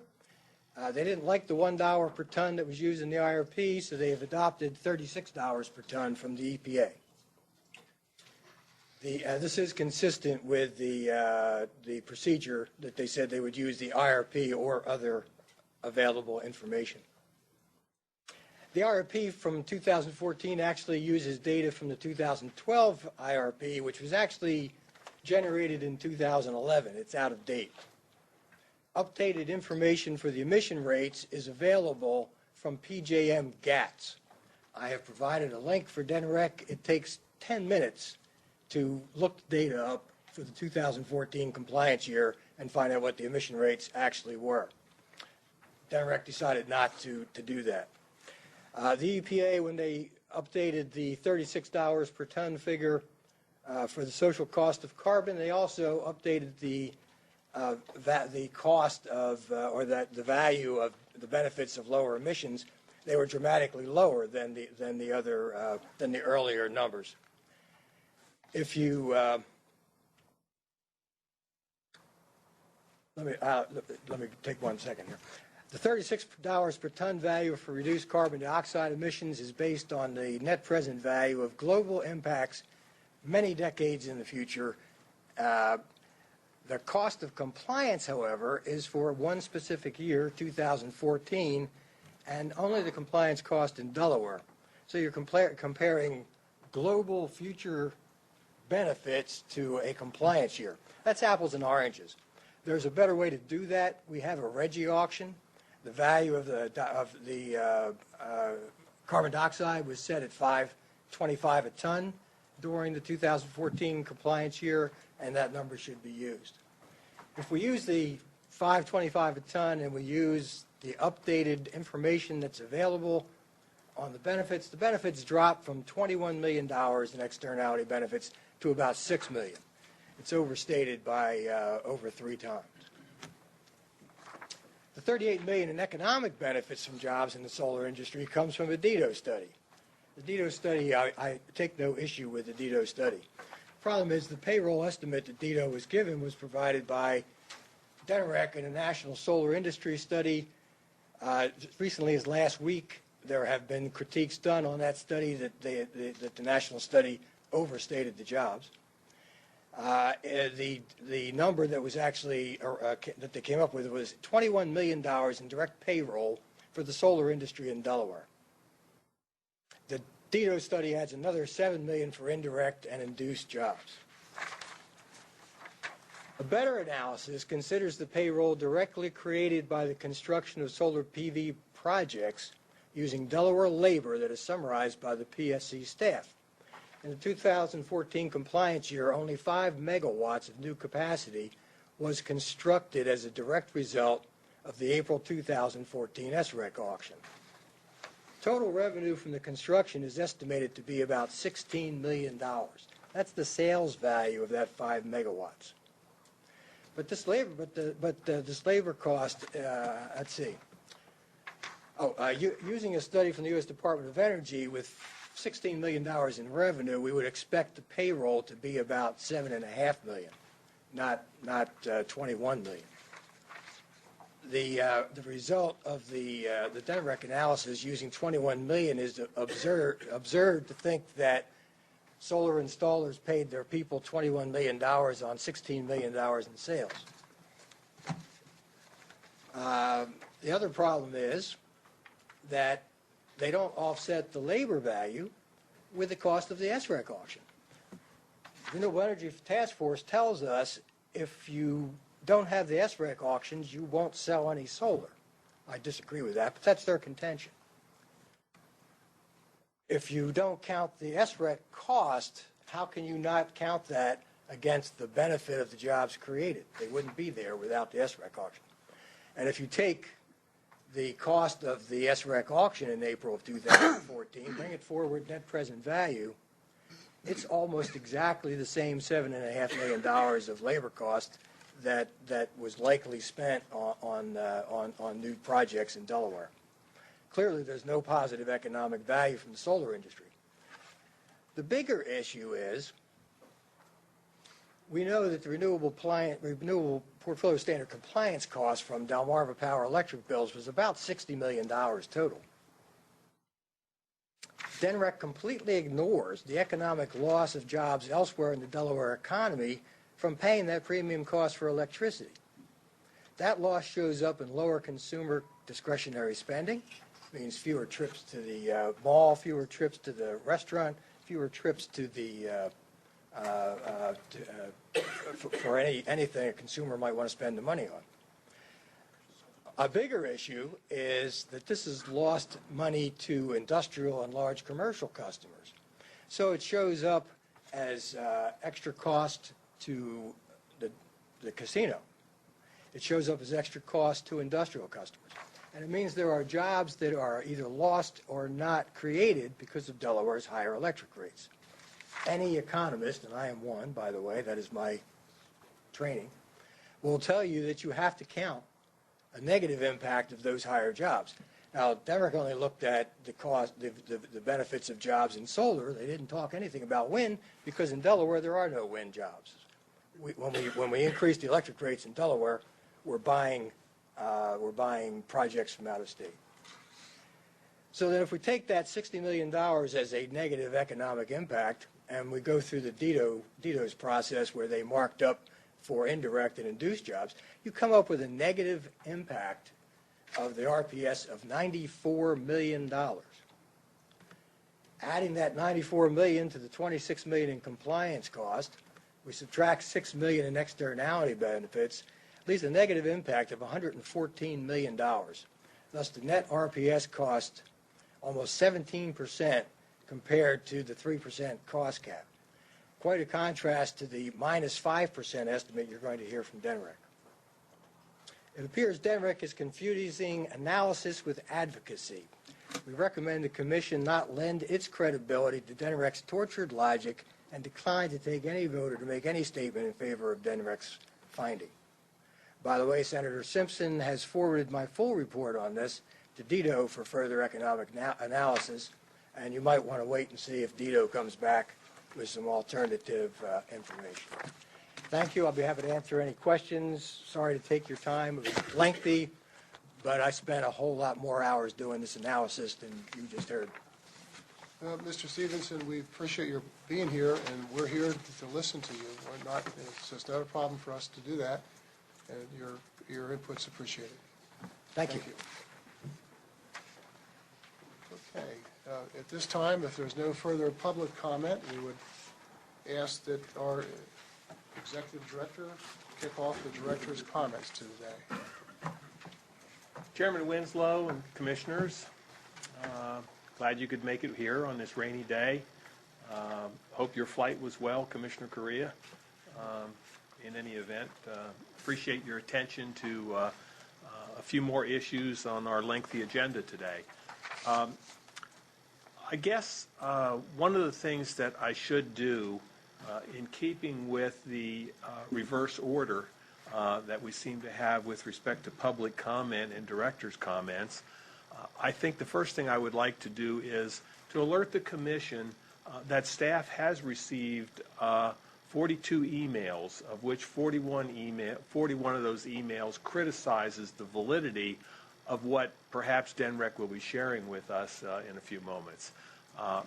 I just also wanted to alert the Commission that staff does not feel that any action of the Commission is required in response to DENREC's review, unless they say something terribly dramatic that I'm not anticipating at this point in time. So with that premise and making you aware of those comments challenging the validity of the DENREC calculation, I would certainly like to recognize the DENREC team. I believe we have Mr. Cherry here, Mr. Woodward, or Underwood. Mr. Underwood, Ms. Quinn, and we have Mr. Noyes here. And I believe they would probably like to present the information that you've now been hearing about all the other concerns about. Please come forward, gentlemen and gentlelady, gentlepersons. Also, good afternoon, Mr. Chairman, Commissioners. We also have Deborah Scott from the Department of Justice here, who has been helping us with this issue. Welcome, Ms. Scott. We promise not to take too much of your time. Appreciate the introduction. As you know, the Division of Energy and Climate is charged by statute with determining the cost of compliance of the Renewable Portfolio Standard and determining, in consultation with the Commission, and that's the key phrase here, whether to freeze the RPS at its current level if certain cost thresholds or cost caps are reached. The decision on whether to freeze the RPS is DENREC's to make. However, as with so many issues that we deal with in energy policy, renewables, efficiency, climate change, we work better as a team of state officials from the Public Service Commission, from DENREC, from our sister agencies, from the public. And so we would like very much to hear your thoughts on this issue. I very much value the working relationship we have with our staff and the Commission and our friends in the Public Advocate, as well as all the interveners that we deal with on a routine basis. We make a great team, albeit we come to these issues with our own respective perspectives and opinions that we need to weigh as we all make decisions in these kinds of issues. DENREC promulgated a regulation specifying how the calculation would be done and the process for making our determination required under Title 26. Our regulation was adopted by the Secretary in January of this year and is currently in force. It was those regulations that we used to develop the memorandum that I believe you have in front of you from Tom Noyes. We understand that there are parties who have appealed that regulation and DENREC's authorities under this statute. That appeal will take its course over the next several months and longer, perhaps. However, we have a job to do under that statute and the regulations as promulgated. And the DENREC intends to move forward with our responsibilities, which is what brings us here today. You have before you a memorandum from Tom to me outlining his calculations and his recommendation on how we should move forward under the statute. What I'd like to do here today is to give the floor to Tom, have him explain the memo, and then move on to any questions or comments that the Commission may have on our work. Before I turn it over to Tom, though, let me just state that no decision has as yet been made. I have Tom's calculations, I have Tom's recommendation, and I hope to hear your views here today. I will then make a decision that will be published in the April 1 issue of the Register of Regulations that will then prompt an additional 15-day public comment period as detailed in our regulations. At which point then I will reaffirm my decision or make other changes as appropriate. And I expect that if we propose any significant changes, we'd like to come back and hear your views on that as well. And with that, I'll just turn it over to Tom. Thank you. Thank you, Phil. Chair Winslow, honorable members of the Commission, I can be as brief or as expansive as you like, and of course, welcome your questions. In looking at our results, I think it would make sense to walk you through the methods which are described in the memo that Phil mentioned. The first step is to calculate the cost of compliance and the total retail cost to Delmarva Power customers. We have excluded exempt customers, the large industrial, mostly industrial users that are allowed to exempt themselves from the RPS. Those customers are outside of this calculation entirely. The costs include the cost of compliance to customers of the Green Energy Fund and the cost of RECs and SRECs. It does not include BOOM costs or qualified fuel cell provider project costs. The denominator is Delmarva Power's reported retail costs to non-exempt customers, again excluding the Bloom costs. We also calculated the benefits of the RPS. These calculations are in Appendix 4 that's attached to the memo. These calculations of the benefits are intended to provide a framework to the director for making a decision which is conveyed to him by the statute. The benefits are based on the rationale for the RPS. It's written into the statute itself. You'll see them in Section 351B of the Renewable Energy Portfolio Standards Act. Walking through the benefits, the first item is referred to as overall energy market conditions. We did not use that factor. What it's intended to do is to adjust for any drastic or dramatic changes in energy costs. For instance, if all other energy costs drop by 50%, renewable energy would look more expensive by comparison. That didn't happen. This is not part of our calculations.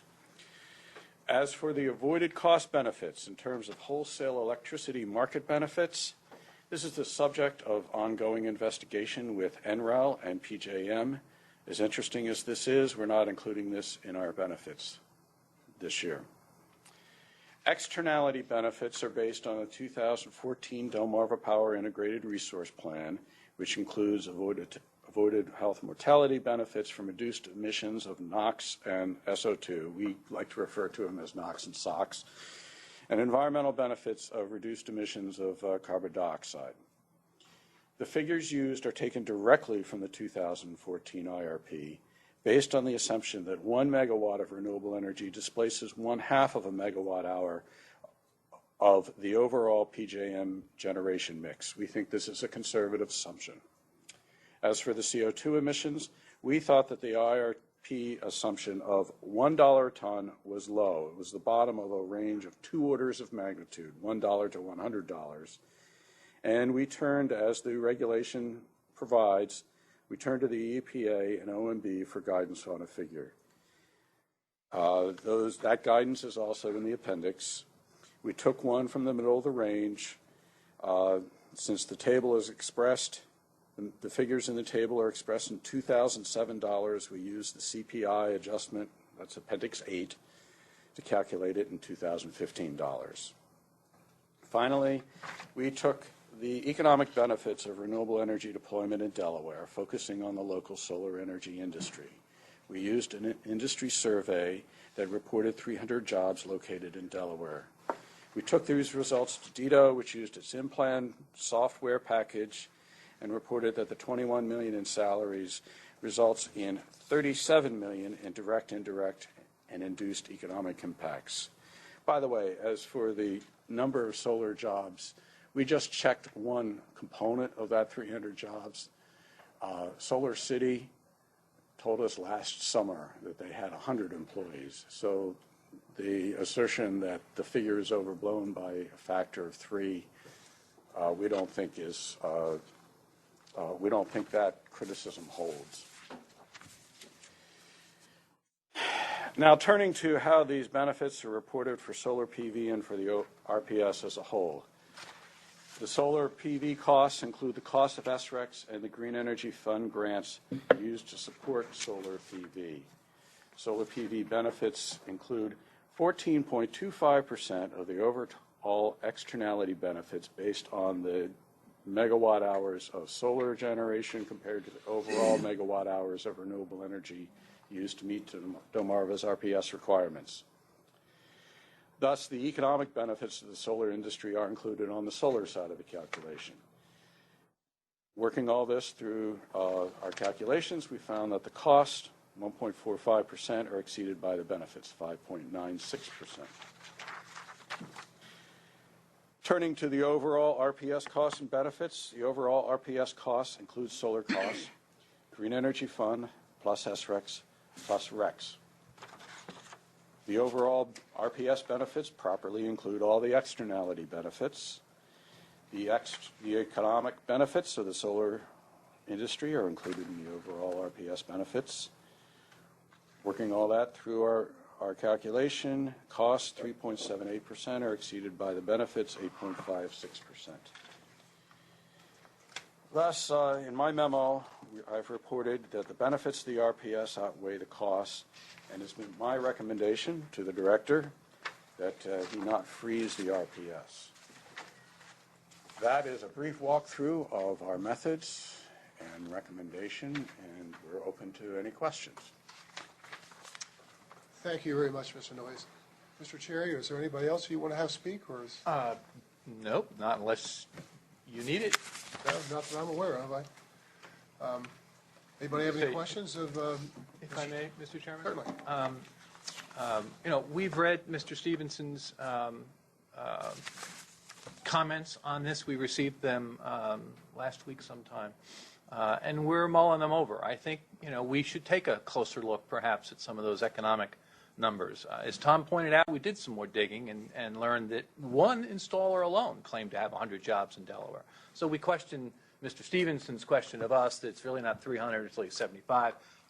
I'm sure the truth is in there somewhere between the two of them, and we'll do a little bit more digging to try and ferret that out and to consider his other issues in his memo as well. But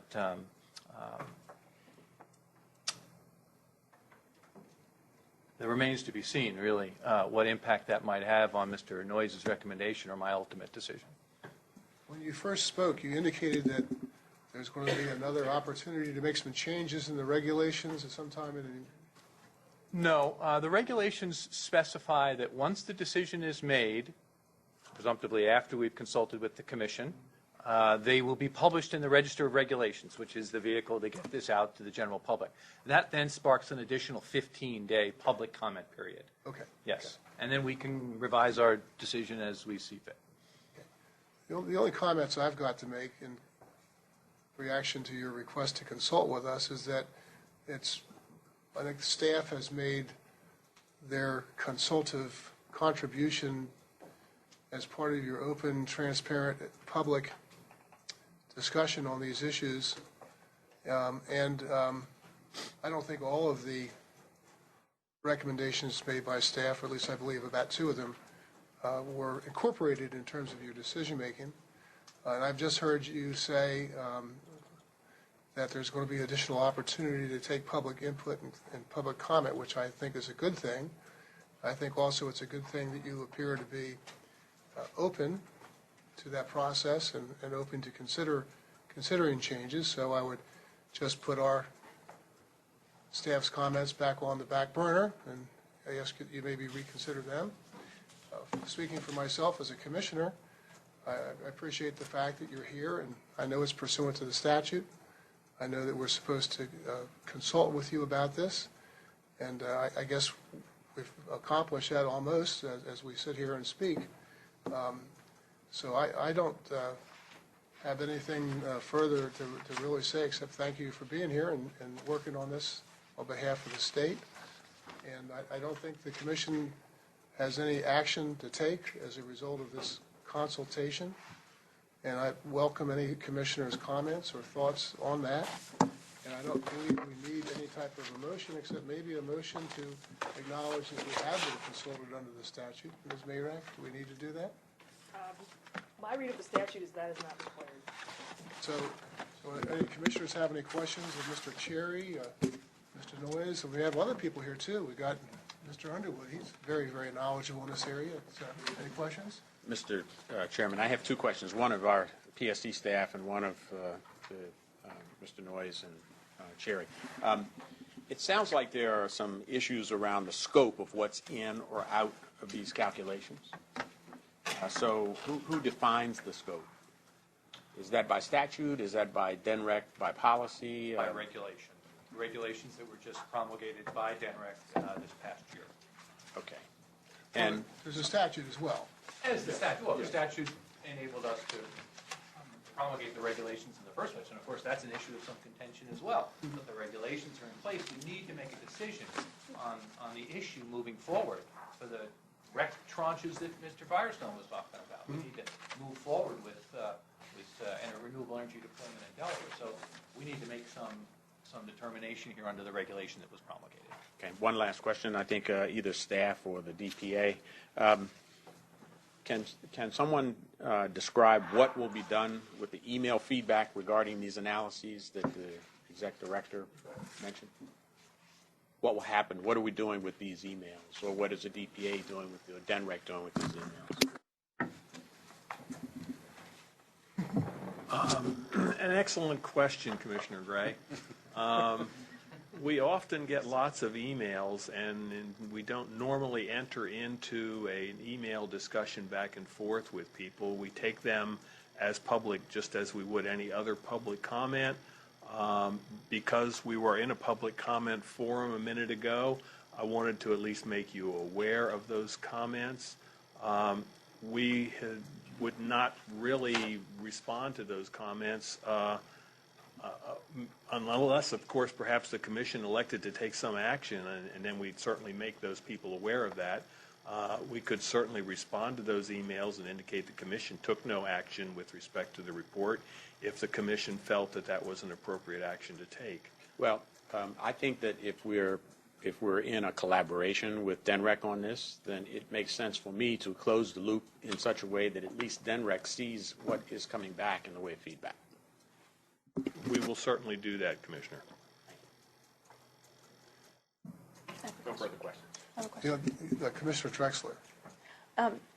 Mr. Chair, you mentioned that you had received the summary of critique from Mr. Stevenson and his comments. Yes. And will you be incorporating that into an updated memorandum? Or when will the next update be regarding the cost cap analysis? Well, we will be making a decision based upon what we have before us today by March the 15th, so that we can get it into the Register of Regulations by April the 1st. Okay, thanks. Okay, I don't see any more questions. Staff, anybody on staff have a question or? No, thank you all very much. Thank you. Mr. Cherry, Mr. Noyes, Deborah, thank you all very much for your presentation. Thank you, sir. And I apologize to Mr. Underwood for messing up his name. We have too many woods around here that I'm trying to get used to.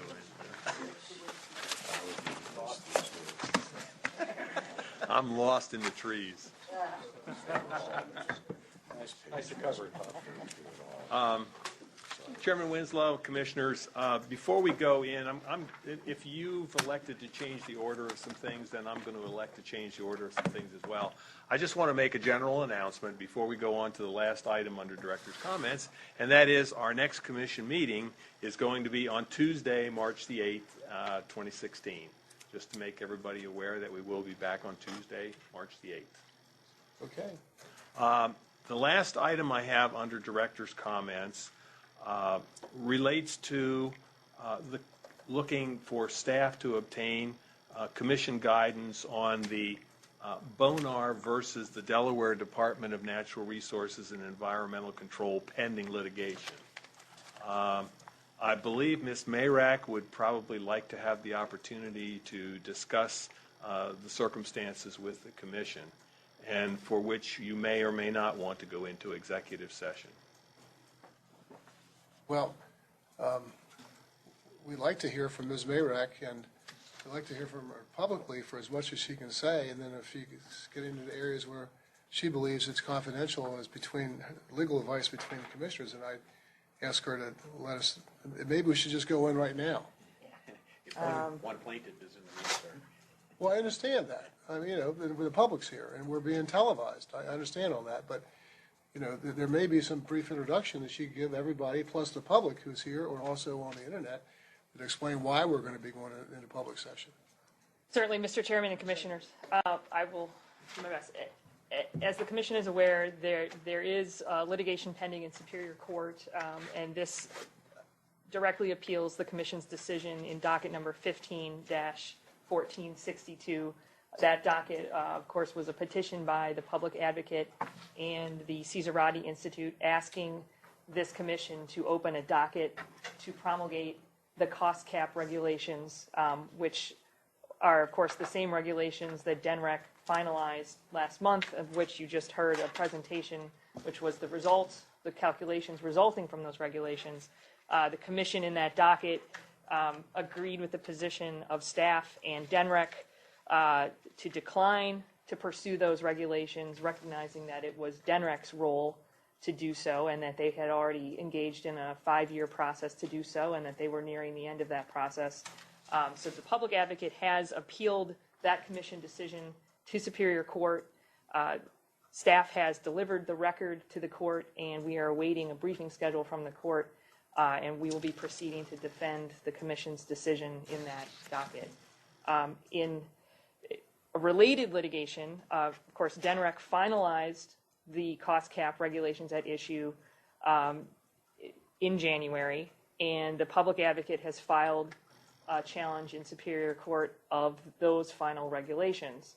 And because the argument implicates the commission's position in docket number 15-1462, staff wanted to seek guidance from the commission regarding what, if any, action or position the commission would take in that docket. You do have a confidential memo that was provided under attorney-client privilege from me as commission counsel with an attachment from staff which outlines the issues. But I think at this point, if the commission has any more detailed questions or would like to engage in a more detailed discussion, this would be an appropriate time to go into executive session, particularly because one of the litigants, the public advocate, is here in the room today. And while the position of the commission will eventually become public, the discussion may require confidentiality. Does any commissioner wish to ask any legal questions of Ms. Mayrack? What appears maybe that the memo you referred to, as well as the staff memo, which I thought was pretty extensive, not long, but it was very good. It was sufficient to, I guess, make us feel comfortable you're going to go forward. Now, I guess what you're maybe getting to, and I hope, I guess that there might be certain filings or not making filings that you might want to discuss in private. Well, we've outlined 3 options as a path forward for the commission. Okay, I'm going to move that we go into executive session to discuss those 3 options and that we get some input from staff with respect to those options. Second. Is there any Just to discussion? clarify for the record, the reason for going into executive session is to address pending litigation and legal advice from an attorney, and discussion during the open meeting would have an adverse effect on the commission's litigation position.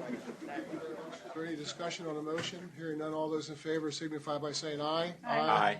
Any opposed? Any abstentions? The motion passes. We are now going to go into